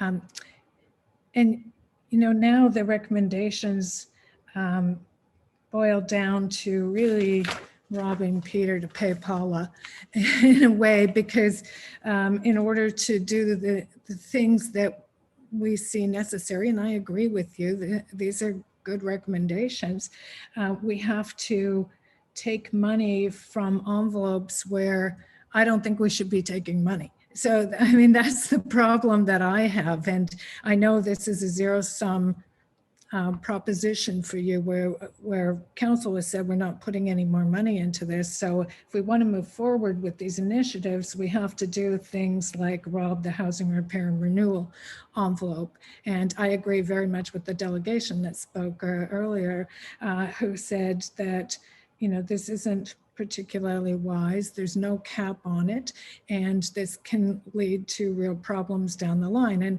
I guess I have some questions on around that. I know you said there's more provincial money coming, but you said the repair uptake has been low during the pandemic. And I find that really interesting, because I get a lot of calls from residents in my ward that find the state of disrepair of these assets are troubling, and they try and get help in getting repairs, and they don't get a lot of satisfaction. So having trouble squaring that circle, where I don't know if maybe you can tell me this, but I don't know that we have seen an asset report lately that has laid out for members of council the state of disrepair of our housing stock. So let's start there. Thank you, Mr. Chair. So thank you for the questions, and I'll sort of tackle them one at a time. So first of all, my reference to low uptake, that was with regards to Ontario Renovates. And the Ontario Renovates program isn't, up until this point, hasn't been targeted for social housing or community housing. It was for private homeowners and private renters in the marketplace that were low income and had a certain threshold. So it was in that context. So it wasn't specific to social housing. So it's in that private, you know, people with disabilities and seniors are targeted for that funding program. So obviously there's some concern with, they don't, like all of us, aren't really particularly keen in having, you know, people in our homes at this time during the pandemic. It was just in that context, that part of the program. With regards to the capital report, that's another item on our work plan. So we are moving forward, and we are bringing a capital needs report. We deliberately did not include it in the long range financial plan because it's so complex and requires its own little space to have that conversation. So it is on our work plan. We have just completed a massive building condition assessment energy audit program with our housing providers, and we're finalizing an update to our asset planner software tool, which will provide all of that, inform that information for our capital needs report. So it is expected it will be either late this year or very early next year. We'll be back in front of committee and council talking about what those needs are, those current and future capital needs are for our community housing portfolio. So definitely, and it's, I forget which item number, I think it's not number, it's number 9 on our work plan. So you will be definitely seeing a very robust report. We have also, oh, sorry. Oh, no, go ahead. I thought you were finished. We have been doing some other reports that have recently, within the last year, gone forward to committee and council. They were very specific right so far to Ottawa community housing. So I think that sort of dovetails nicely into the conversation, and no one's disagreeing. Capital repairs are very near and dear to my heart too. You know, the demand continues to increase and we're always looking at ways to expand that. So just to provide the context, the only funding is not just through one-time capital programs that social housing providers get capital repair funding. It's part of their actual funding model. So when we talk about that $108 million that we provide to social housing providers in our programs each year, a vast majority of that relates to a funding model that's prescribed in legislation, which includes a critical component related to capital repair funding. So housing providers continue to get millions of dollars every year in capital repair funding as part of their base budget. So the HHIP funding we're talking about right now is really just one-time funding above and beyond that. To give you a context piece for that, say for example, a housing provider that has a $5 million subsidy budget with us, 10% of that is for capital repair funding exclusively. So 10% of their budget is exclusively, well, I'm averaging, is for capital repairs. So they are continually and will continuously get funding for capital repairs in a very significant way. So the one-time programs are sort of what we're talking about here today. And tying that to the report, that another initiative, as I say, it's near and dear to our hearts as well, which is why we're always looking at new and innovative ways to harness additional capital repair funding. So we had a report late last fall, in partnership with Ottawa Community Housing that we brought forward to committee and council, and that is harnessing that very money. So that funding that we do provide, housing providers, in this case it was OCH, for capital repairs, we harnessed that money and partnered to allow Ottawa Community Housing to apply to the national, to CMHC and the co-investment fund to exponentially increase the amount of funding available to them for capital repairs to the tune of 165 million. So leveraging the funding that we provide them and using that funding to exponentially increase the capital repair funding available to them. So we, you know, this is part of those strategies that we're looking at, which is why I completely understand the concern about the I guess perception that there may be the loss to capital repair funding. But I can absolutely assure you with 100% certainty, it really is quite the opposite. And we continue to harness additional areas to support exponential access to capital repair dollars for our community housing portfolio. So envelope 6, how much money is in envelope 6? And did I misunderstand you? Did you say that that was only for private housing repairs? Under the HHIP capital repairs, that is exclusively for social housing providers. So yeah, I mean, the amounts typically ran around, you know, as I say, in 2019, it was 2.4 million and change. In 2020, it was 3 million. And this year, you know, we're targeting 2.5 million. So, you know, it's part of that funding envelope. And within the HHIP, that is exclusively for social housing providers. When we were talking about the Ontario Renovates under the Ontario Priorities Initiative, that's the one that's out in the private sector. Okay, so envelope 6, how much money is in envelope 6? Total budget for our envelope 6 in 2021 is 8.24 million. Okay, and that includes our social housing repair, capital repair, our housing benefits, and our rent subs under the HHIP program. Just before continuing, it looks as though Ms. Gray would like to just add some further context, if that's all right. Please go ahead. Yeah, I think what I wanted to clarify is that when we talk about the HHIP, that's council's investment, their portion of investment. It's not the total amount. And when that bucket got created initially, It was really to fill the gaps in the municipality where other levels of government weren't coming to the table and funding.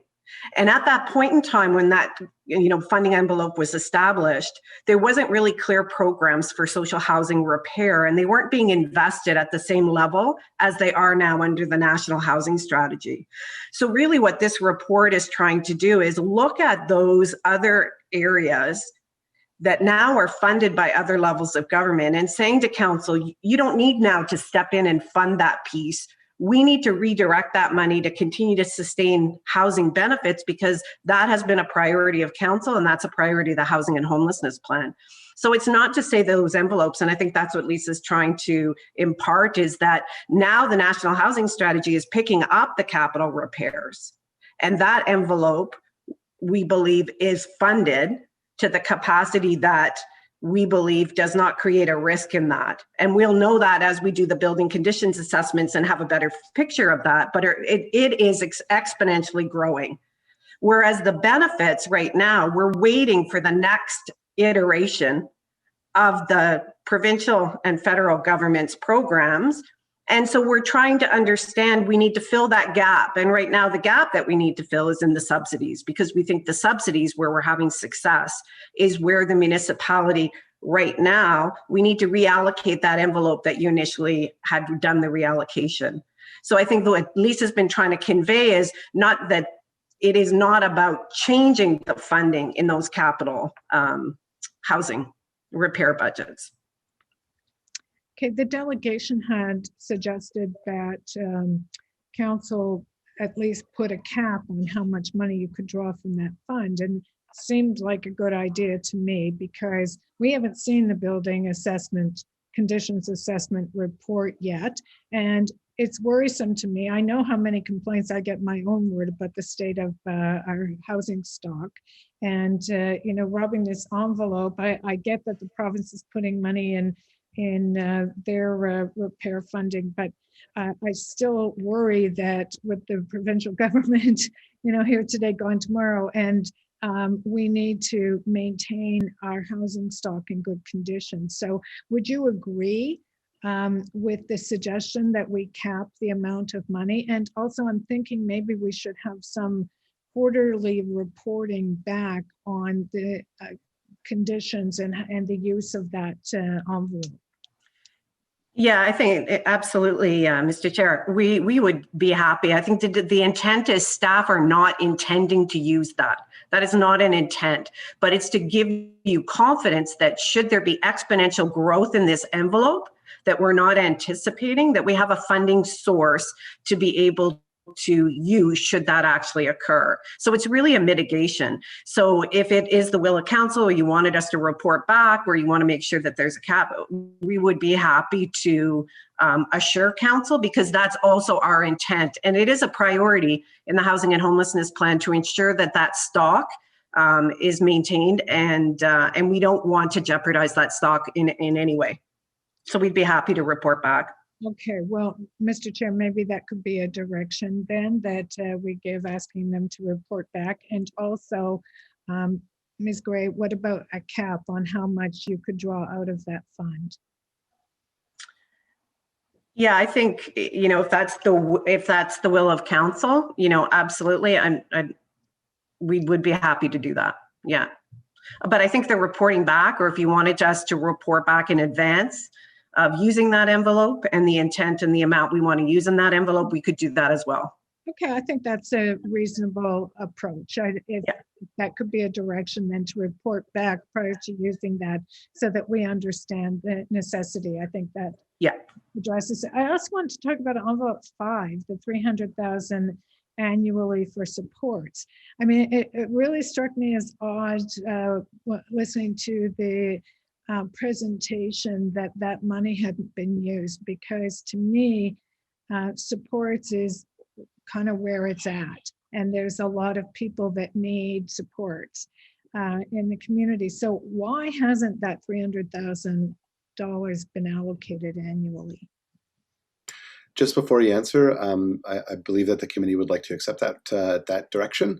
So if we can have the clerk draft that up and provide it to Ms. Gray, I think that that direction makes a lot of sense. And please go ahead.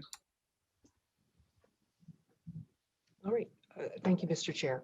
So specifically to envelope 5, those funds that were moved over into envelope 5 in 2016 were for a very specific purpose. It wasn't a general supports to housing. It had a very specific purpose to support a residential services program and the anticipated increase in number of beds and providing those supports.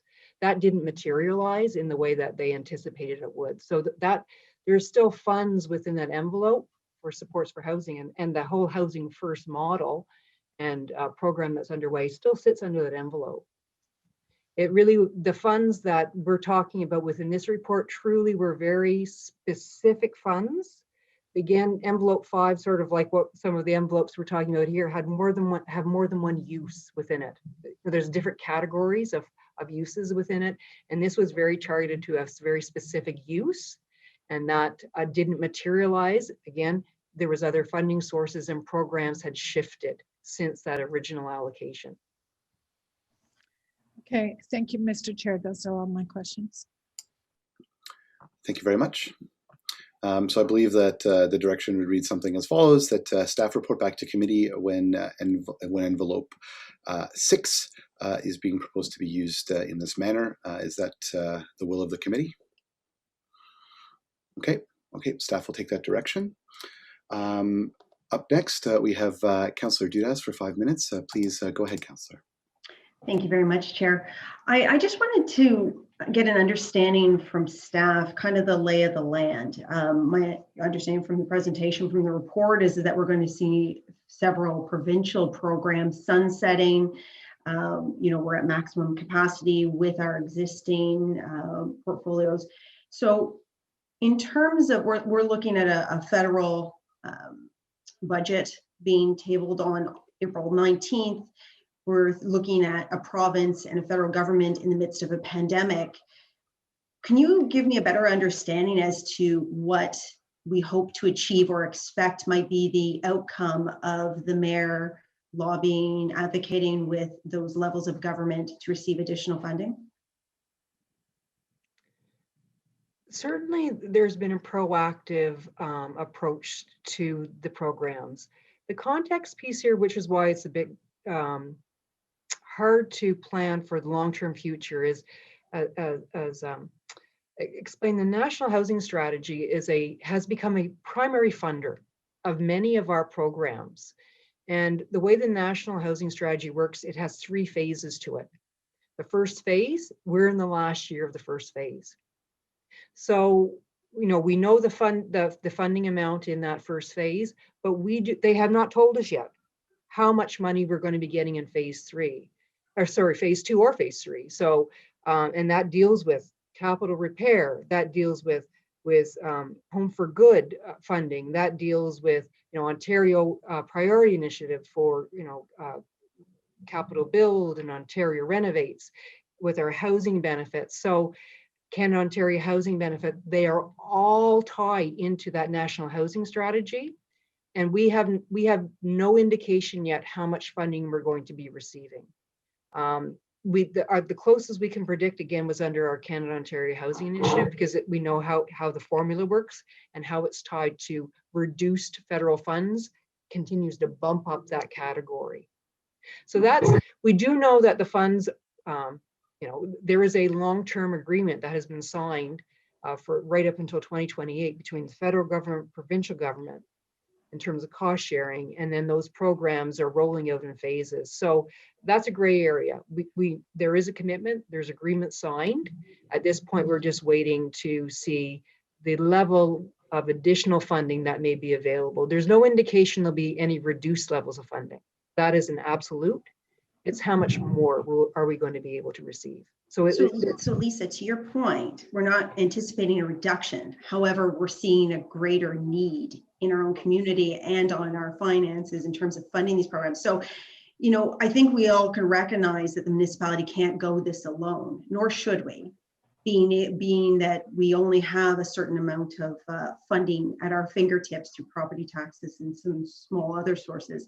So I guess I'm trying to figure out, how is it that we can further advocate or work to see our provincial and federal partners come to the table on these programs so that we don't have this uncertainty. I think, first of all, I think that this report is meeting the need as it stands, and I think it's appropriate that we're moving money into more into the areas where it is more needed. But I'm trying to get a better understanding as to what happens if we can't access funding from those other levels of government. Where do we fit in? How do we address that if we can't get that money? And how can we try to prevent that from happening? So just if I can speak to that, Mr. Chair, I think where we're positioned really well as a council is that we have done the long range financial plan, and that we also have identified the needs for Ottawa and been clear about what those needs are and been able to articulate those needs in advance of these strategies moving forward. In the past, before these plans came out, we were kind of waiting to see what Ottawa would get in an allocation. This time we've been proactive in identifying, here's what the municipality needs, here's the programs, and we've aligned it to the specific programs that each of the levels of governments are funding. So it's clearly within what they have as program commitments. And what our hope and intent is that as these programs roll out, we'll be able to assess the difference between what the other levels of government are providing us and the goals and objectives that we're trying to achieve. And that's really where then we play with the municipal investment that committee and council has made, that amount that we're allocating both on the capital bill, and to see that picture as we move forward will be much clearer in the next year and a half. So I think we have a strong advocacy plan and campaign, and obviously the support of committee and council in terms of advocating for that as we move forward. And then it's to see where the government is responding and hoping that that money comes both in the budget and the announcements of the next phases of these programs, which we believe we're well positioned for. Well, thank you, and thanks to staff in regards to getting into that position. I look forward to hearing what the federal and provincial levels are willing to support us on. But I do think that we should be, and as you said, we are, but we should be prepared to understand what the impact would be if they cannot fully fund us to the extent of what our demands are. So thank you very much, Chair. Thank you very much. Up next, we have Councillor Fleury, who seems to be joining us from, is that Riverine Park behind you, or are you at MacArthur Park? That's Smith Park. Ah, wonderful. All right, please go ahead. It's a sunny day out here. Just wanted to build on to Councillor Dudas's question. If it's best for Lisa or Donna, but the growth that so I understand that, and I appreciate the conversation we had around, okay, there's 4,738 beneficiary of these programs, and our understanding is, although some are earmarked, we're believing that new announcements will secure the same amount.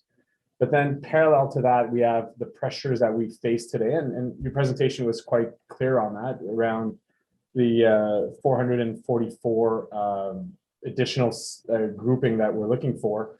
I'm unclear as to, Donna just made the point saying we want to be clear as to what our ask is. So are we taking the earmarked programs or the numbers that are up for renewal and sending those into the province and saying, please confirm you're renewing that, and by the way, here's our growth plan locally? Like, that's where I'm confused in terms of what are we asking specifically the province in this case to back fund, other than the risk of the programs that are ending. Certainly. Thank you, Mr. Chair. We have done the projections. So in the presentation, we showed projections for growth for 5 years. We have done these actually detailed projections right out for the next 10 years. So the projections include both growth as well as supporting programs that are sunsetting, as well as, if we need to, having the provincial government backstop some of the programs that the municipality is currently paying for. So we can look, we have the ability, and we have the, we're now to the minutia level of having an exact number that we can be articulating forward to the other levels of government. And as they include, increase, inflation factors and attrition factors. So we're very, very, very comfortable with the numbers that we were presenting forward. And we can literally slice and dice it any way we feel is appropriate to do so moving forward with those levels of government. So it really does support those asks. And so would that include the 444 year after, like the 10% increment increase for the next 5 years? We have those projections, yes, right out for 10 years. So yes. Okay.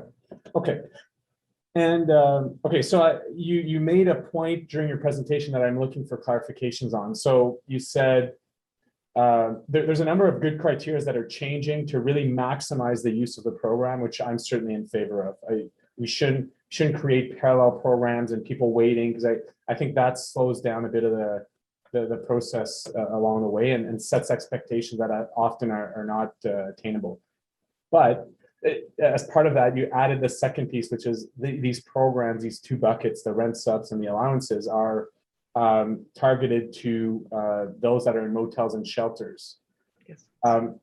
Can I, if we park that for a second, in the chronological list, how many would benefit from this? Like, I think we're not showing that face of the equation. We're showing the emergency side, and it is urgent, don't get me wrong, but we're not showing the fullness of what a full rent sub, rent allowance could be for the entire list. So can you maybe speak to that, and how would we articulate that in an ask to other levels of government, or even for our own policy considerations?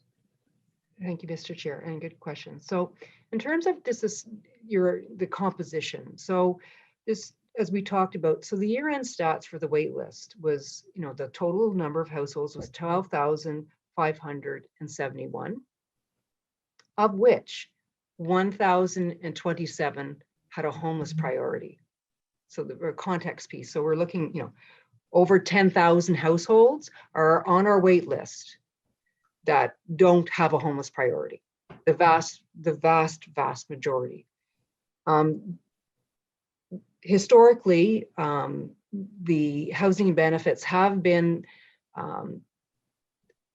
primarily targeted towards those that are within our emergency shelters, again, to facilitate the moving into permanent long-term housing, and also to mitigate costs. The cost to maintain them within the emergency shelter system is very, very expensive. And I know there's been many discussions about that.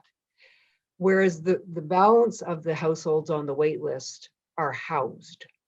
They may be precariously housed, there's no doubt about it, and they may not be living in affordable housing, but they do have a roof over their head.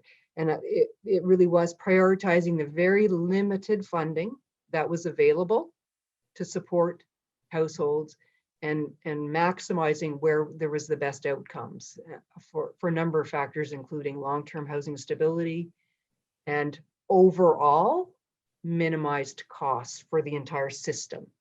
So that was part of that.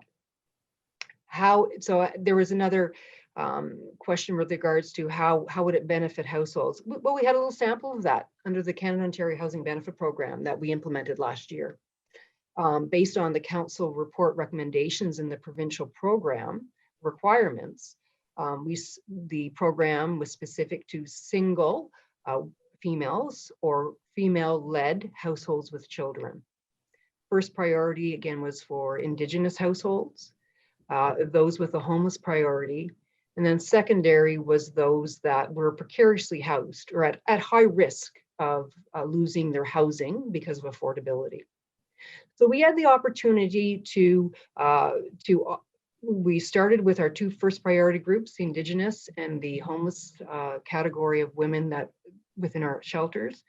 And then we did have the opportunity to expand that slightly to provide an opportunity for those women and children on our wait list, with the longest wait list, the opportunity to have access to the Canada Ontario Housing Benefit, a small number, based on the criteria that was approved by council and the province.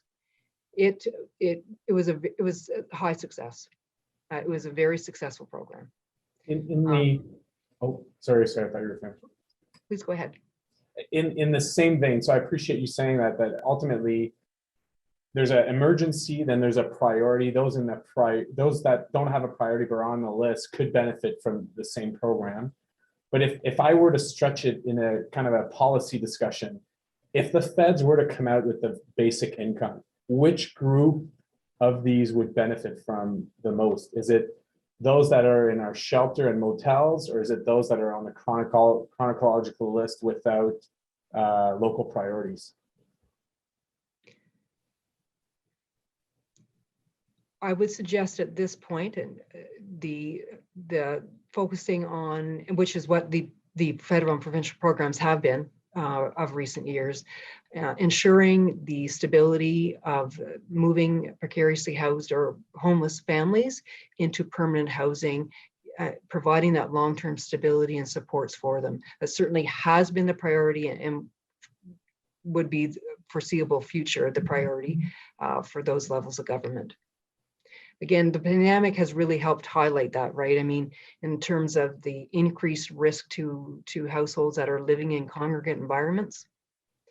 And certainly there has been concerted effort to look at all opportunities to successfully and safely move those households into permanent housing, where a lot of that risk is removed. You have four walls, you have a door, and you're not sharing living facilities in a coordinated or a congregate environment. So the COVID has really helped emphasize some of those concerns within that congregate environment and some of the risks associated with it.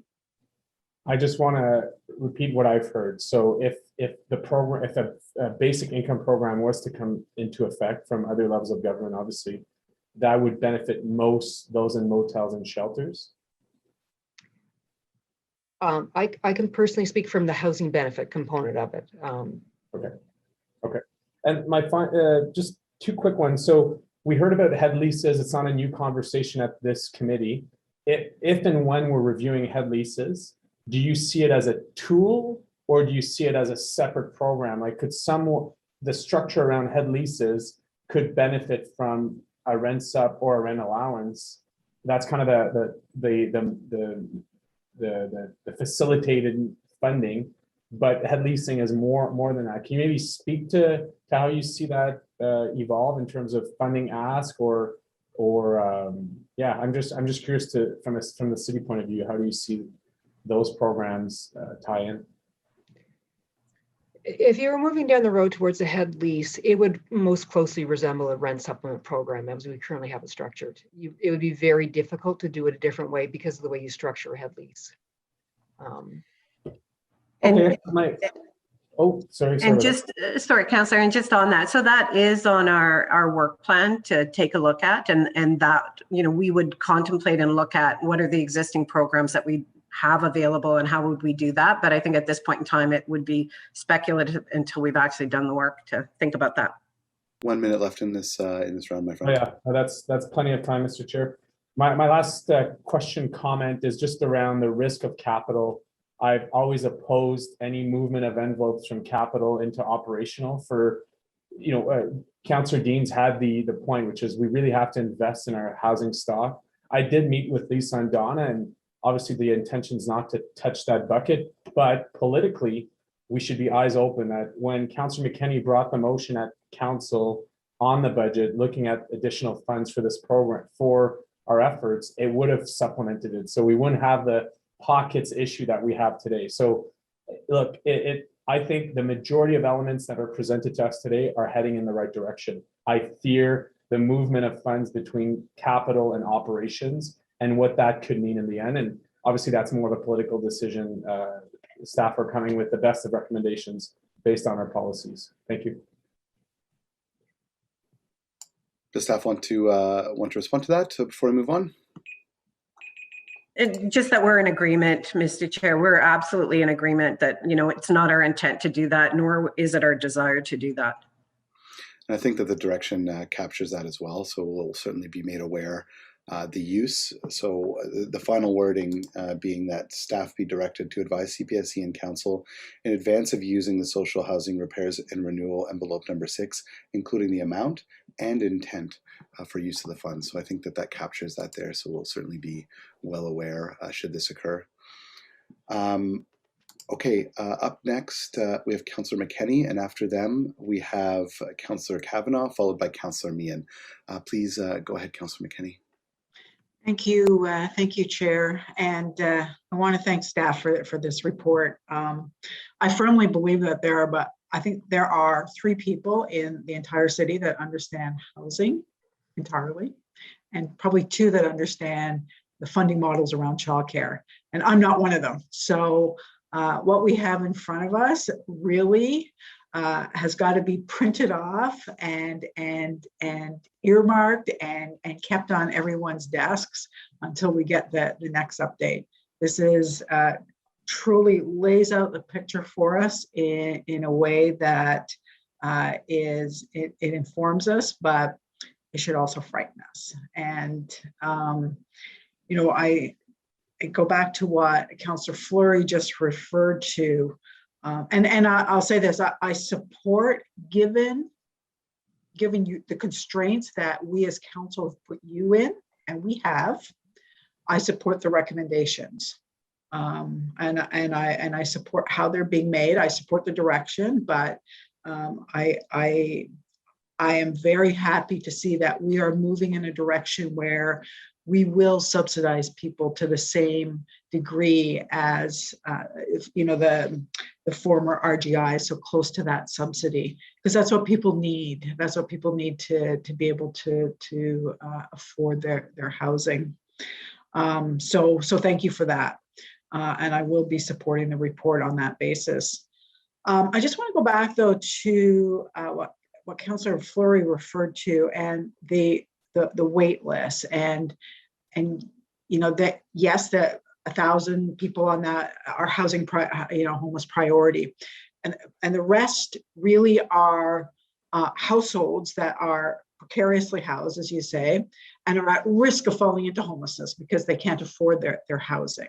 They live in adequate housing. We have all of that information. It's the right size, it's in decent repair, but they just can't afford it. So we don't need to build 11,000 units for that wait list. What we need to do is to be able to subsidize them so that they can stay in their unit.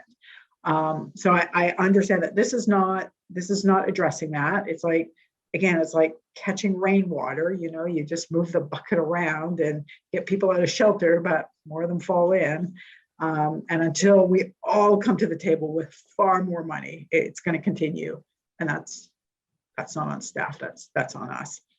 But having said that, I just wonder, because we're not seeing the same, especially since COVID, since we're not seeing the same numbers around migration, and we're not getting as many new families coming into Ottawa who are homeless. Have we seen a decrease in families who are living in shelter over the last 18 months? Like, are we making any headway? Thank you, Mr. Chair. So certainly we have seen progress, but as you're indicating, because of COVID, we've also had unique situations where we've also had to be more, provide greater support to our community partners. So in situations where typically they would not have necessarily been sort of with our family shelter system, we've had to provide those additional supports to them so that they're distant, right? So there's far fewer people in each of the facilities, and allowing that safety to be surrounding them. So it's very unique times right now. Certainly our statistics have indicated due to the migration that the numbers are decreased at this time. But there have been other factors that have created increased demand related to COVID. So as you had very accurately sort of you're moving a little bit and then it's coming somewhere else instead. But yes. No, I understand that. It's just, you know, I think until we actually start to see those numbers come down, we have to be relentless. We have to be relentless in terms of our funding, in terms of what we do and how we just move those families out of shelter and others. I mean, I suggest to anyone to come downtown. I went to get my vaccine the other day in Councillor Fleury's ward, because there's no pharmacies in my ward that were providing them. And I was shocked at what I saw in that part of the city. And it's happening here in Chinatown. People are in dire straits. Anyway, I digress. I want to ask this. I have one last question. So that I just want to understand the $3 million that we're putting into our housing benefits will support the growth of 300 to 500 households annually. Is that correct? That is correct, yes. Okay. So when we asked for $5 million during 2021 budget to go into housing, had council approved that $5 million would have supported the growth then, and I'm not a mathematician, but I did a quick math calculation, of between 480 and 800 households annually. So I guess it's not a question, it's actually a statement because I did do the math and it's correct. So had we added that to this 3 million, we could be supporting the growth of between 780 and 1,300 households annually. And I just, you know, I need to express, and I know my time's up, that it's highly frustrating. And I look to other levels of government all the time, and they're not doing their jobs. The province is not doing its job, and the National Housing Strategy is slow and sluggish and not doing its job. But this council could be doing better. 780 to 1,300. That's the number of families we could be supporting every year had we said yes to that 5 million. I think we have to remember that. But I'll just say this, staff, I do want to thank, Chair, I just do want to thank staff. You were given a zero-sum option here today, and we got the best that we could, and I do highly support your recommendations. Thank you. Thank you, Councillor. Councillor Kavanaugh, please. Thank you very much, and it's always great to follow Councillor McKenney and hear her views on this as the liaison. Thank you. My first question I already know the answer to, but I'm just going to say it anyway. On the gender lens, it sounds like it's primarily women-led households that are the primary target here. We've heard about housing being the primary concern in our studies on when we reach out to the community. Is that the case? Thank you, Mr. Chair. Specifically related to the Canada-Ontario housing benefit, you're correct. It was exclusively for female-led families and sole households. Yes, it was. Our more general housing benefits, it is for the population within our shelter system and that access it. So it could be it's anyone. It has, but certainly under the Canada-Ontario Housing Benefit Program that we are administering on behalf of the province, it was exclusively, yes, correct. Okay. No, I think that's important for us to remember that and say it out loud, that's who we're looking at and that's who we have to help, especially during COVID, where it's been very hard on households and women-led households. That's great. In terms of the information that you've sent us, there was the $1 million from the Social Services Relief Fund. Was that COVID-related money? And I just want to check on that. Yes, that is. It's COVID related. And again, it's a nice bridge, but what we were talking about a little bit earlier, that it is COVID related and they do have a high priority for rent relief.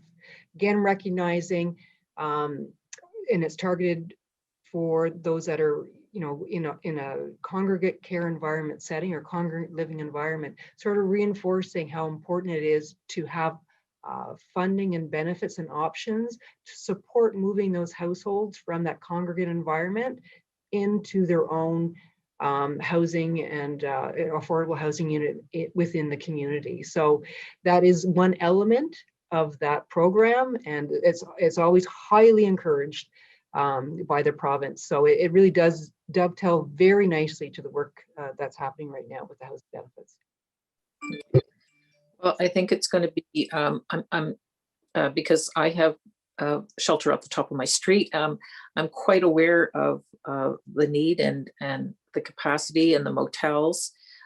We have people write to us from motels to begging us for housing. So anything we can do is great.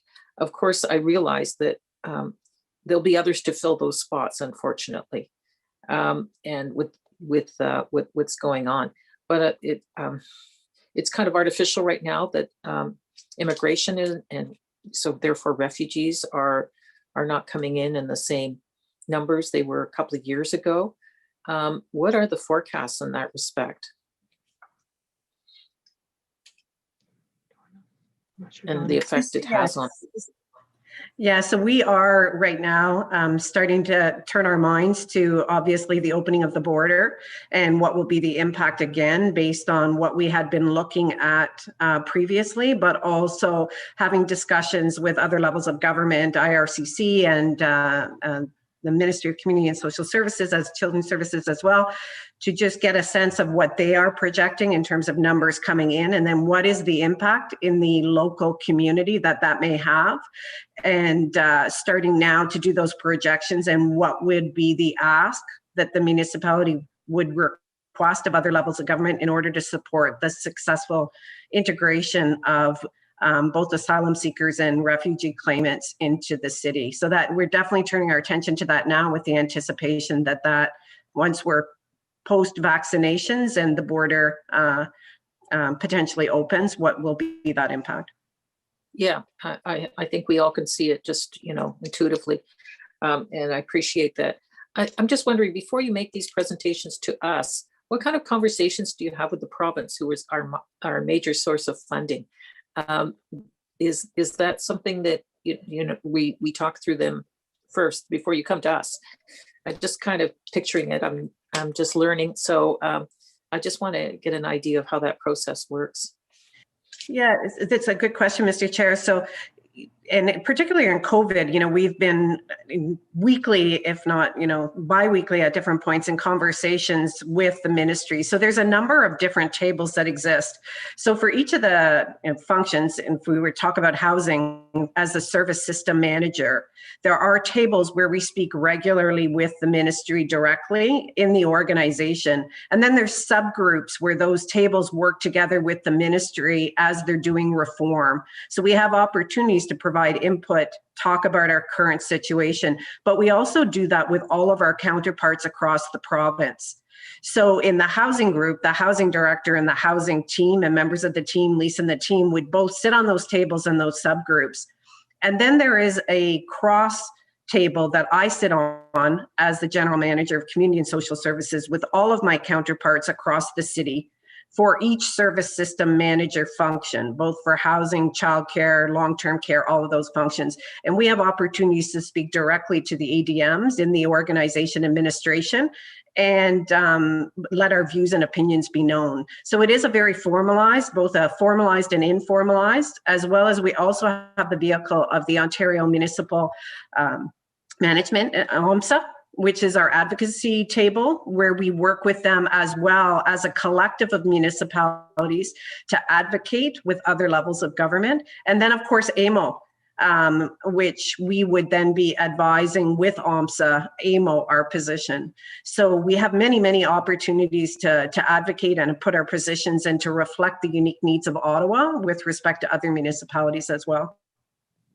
That was my next question. So you kind of segued into it, because I wanted to know if any other municipalities are following what we're doing, or are we unique, or is it sort of a trend in terms of the way we're treating our funding. Lisa, do you want to speak to that around specifically around the housing benefits and your? Thank you, and thank you, Mr. Chair. Certainly, yes, I am very active with a number of provincial tables in terms of the type of work they're doing. Every service manager across the province is a little bit different, and they approach things a little bit differently. But I can say with absolute certainty, each are looking at what we are collectively very strongly advocating for additional funding, for reform under current, particularly community housing programs and rent supplement programs, to really reflect the current need and to reflect the local context, and so that it can be applied in an effective manner. Service managers really do use that local lens when they are developing their own local programs, and it is a bit varied. I have to admit, some have very complex programs and some have very simple programs and everything in between. But consistently, different municipalities are having to rely on their own internal resources to support, as we're talking about, some of this growth in areas of where there is growth. And we're not unique. We are not unique in that. We certainly are. Most service managers are experiencing these same pressures. So in that regard, we're all very similar. Okay, well, thank you. This is a learning curve for me, but I hope everybody gets a benefit when I ask these questions. Thank you very much. And thanks for this. Thank you very much. The Honourable Member for Riverside South. Honourable, am I? Oh, well, geez. Thank you so much. First of all, thank you for the report, and I'm gratified to see the changes that have been recommended. But I want to go back to something that Councillor McKenney was trying to get to the heart of, and that is the demand and the waiting list for housing in the city. And I, for one, and I know I'm not alone, I get really distressed when I think that there's 10,000 plus people waiting for housing in Ottawa. And I'd like to really get to understand how we arrive at this number. And I'm told that do we have a centralized list of people that we know exactly who's on our wait list, what they're waiting for? Like, is there? I know that there's about over 100 agencies in Ottawa dealing with people with homelessness, and not just the city. But do we have a centralized list that tells us exactly who's waiting, who they are, what they need? Thank you, Mr. Chair. We do have different lists. So the list that we're talking about today primarily is a centralized wait list for RGI housing and housing benefits. And that's actually prescribed in legislation under the Housing Services Act. So as a municipality, we are legally required to have that wait list. So when we talk about the 12,000 plus units, that is what we're talking about there. There is a coordinated access related to some of the homelessness services, and there is work underway in that area as well. They're not the same. Under the centralized wait list, we certainly do have some supportive housing. We have a wait list for RGI housing. We have a wait list for, we call it below market rent. So those are under our affordable housing program. Just a second, Lisa. I think that really doesn't get to the heart of my question. We have 143 agencies in the city who are dealing with homelessness issues. Do we have a centralized one list that coordinates all those agencies, the requirements that all these agencies are dealing with, the people they're dealing with? One list that we can look to and say, these are our homeless numbers, and these are the people we need to help. I don't care about the programs. I want to know, do we have a list that all those agencies feed into, centralized, and so we can get an actual total? There is yes, there is a software system that tracks people that are entering into the homeless shelters on a nightly basis. It's called HIFAS. And who coordinates that? The actual owner of the system is, I think it's the federal government, but we have at the local level, we maintain the HIFA system and gather data from that. So for City of Ottawa. So if there's a homeless person comes to, I don't know, Housing First, or they go in there, that's their access point. That family goes into this HIFA system. So if that family goes someplace else later, they're told they're still on that list. They won't be added again. Would that be accurate? The HIFA system is very specifically tracking shelter use on a daily basis. So if your example that you provided, if that individual or family left the shelter the next day or a week later, they would no longer be captured on that list. It's specific to people who are actually accessing this shelter system at any given point in time. Okay, that's the shelter system. For the people who are here now and are homeless and waiting for a rent geared to income,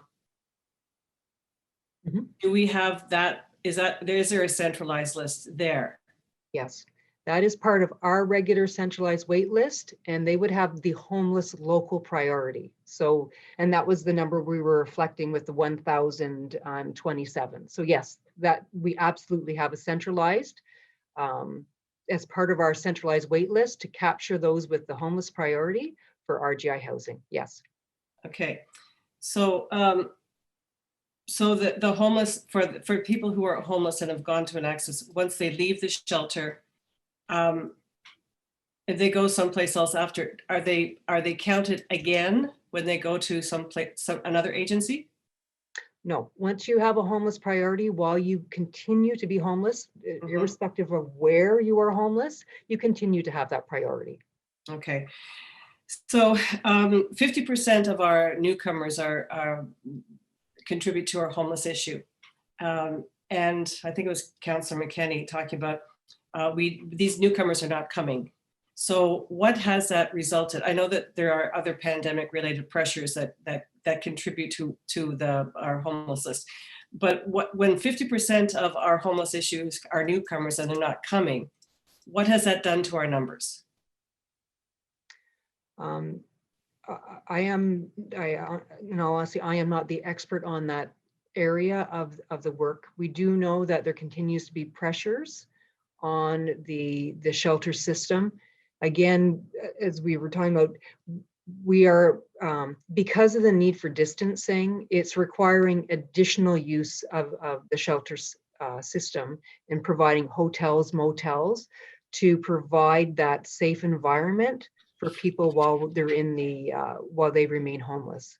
So that has definitely significantly increased the demand for services and hotels and motels, to be quite frank, that support people while they're homeless. Is it fair to say that we do have redundancy in the system?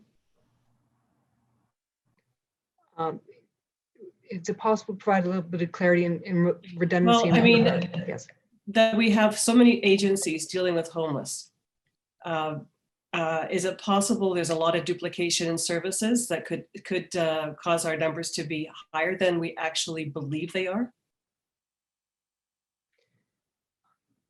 No, I wasn't sure if Don wanted to respond to that. So certainly we do, there are initiatives right now to also provide coordinated access, as you're discussing, to ensure that there's those, first of all, wraparound services and universal approach and consistent approach to assist these households. And that work is underway right now. The good thing about the HIFA system is it absolutely prevents that duplication, because once, whether that be good, bad, or otherwise, it collects a lot of personal information about the individual, which does prevent any ability for duplication. So that is certainly one very good aspect of the HIFA system, is that it does track individuals, and the ability to have duplication is very much minimalized because of that. I'm asking these questions not because I want to minimize the problem. I think that in order to really get a handle on the actual extent of our homeless issue, and to direct the dollars that we have to people who need it the most is that we need everything to be centralized. We need one access point for everybody. We need to know exactly what they need, where they are in the system, at what point. And I would like to see, and as you said, a need for coordinated services, so that, you know, hopefully that we can dedicate the dollars to the people who need it the most.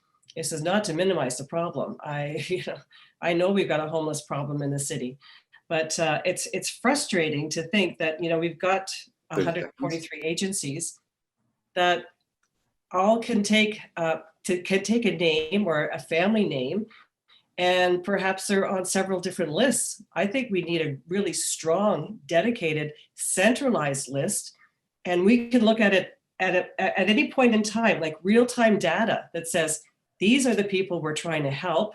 Where are they? I would like to see more coordination. That's what I would like to see.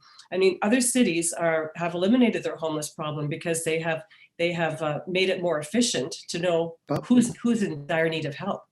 And they can dedicate those dollars, I think, more efficiently. So I would propose that maybe we do look at it much more central. HIFIS is great, but I think that here at the city, we require something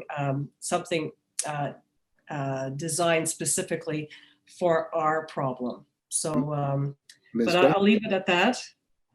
And I will be supporting the initiatives and the staff recommendations today.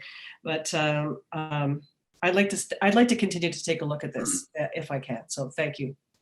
Ms. Gray, did you want to weigh in on that? Yeah, I just wanted to comment because I think, Mr. Chair, because I think the comments are well taken, and I think that you know, that the federal government has made, you know, significant investments in the technology, in the HIFIS system, and in the training and versions of that software and that technology, and we believe that that is a really good, solid backbone. And the programs that are actually funded through that are coordinated through that central HIFIS system. So there is a fair degree of coordination. When we talk about coordinated access, it's about expanding and building on that and really looking at addressing some of the issues that you have concerns about. But there is already that centralization and you know, the really strong foundation of the coordinated access.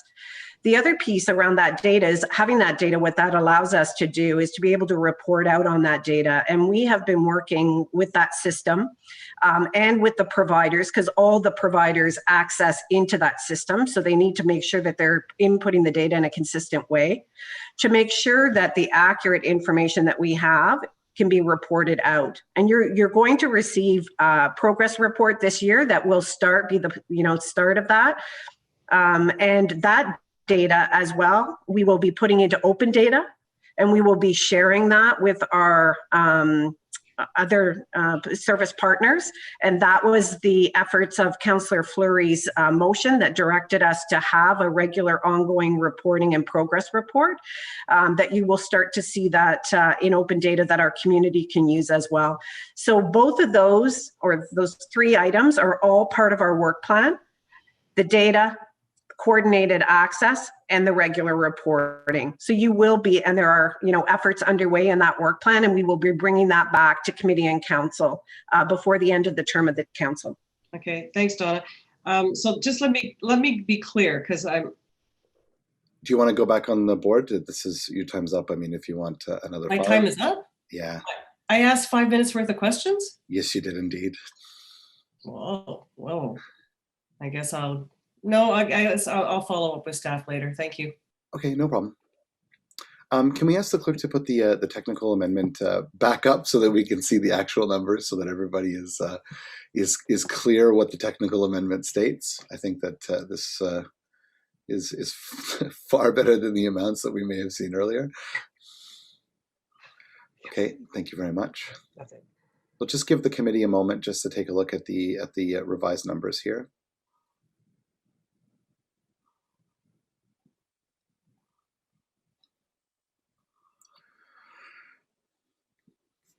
Okay. Councillor Fleury.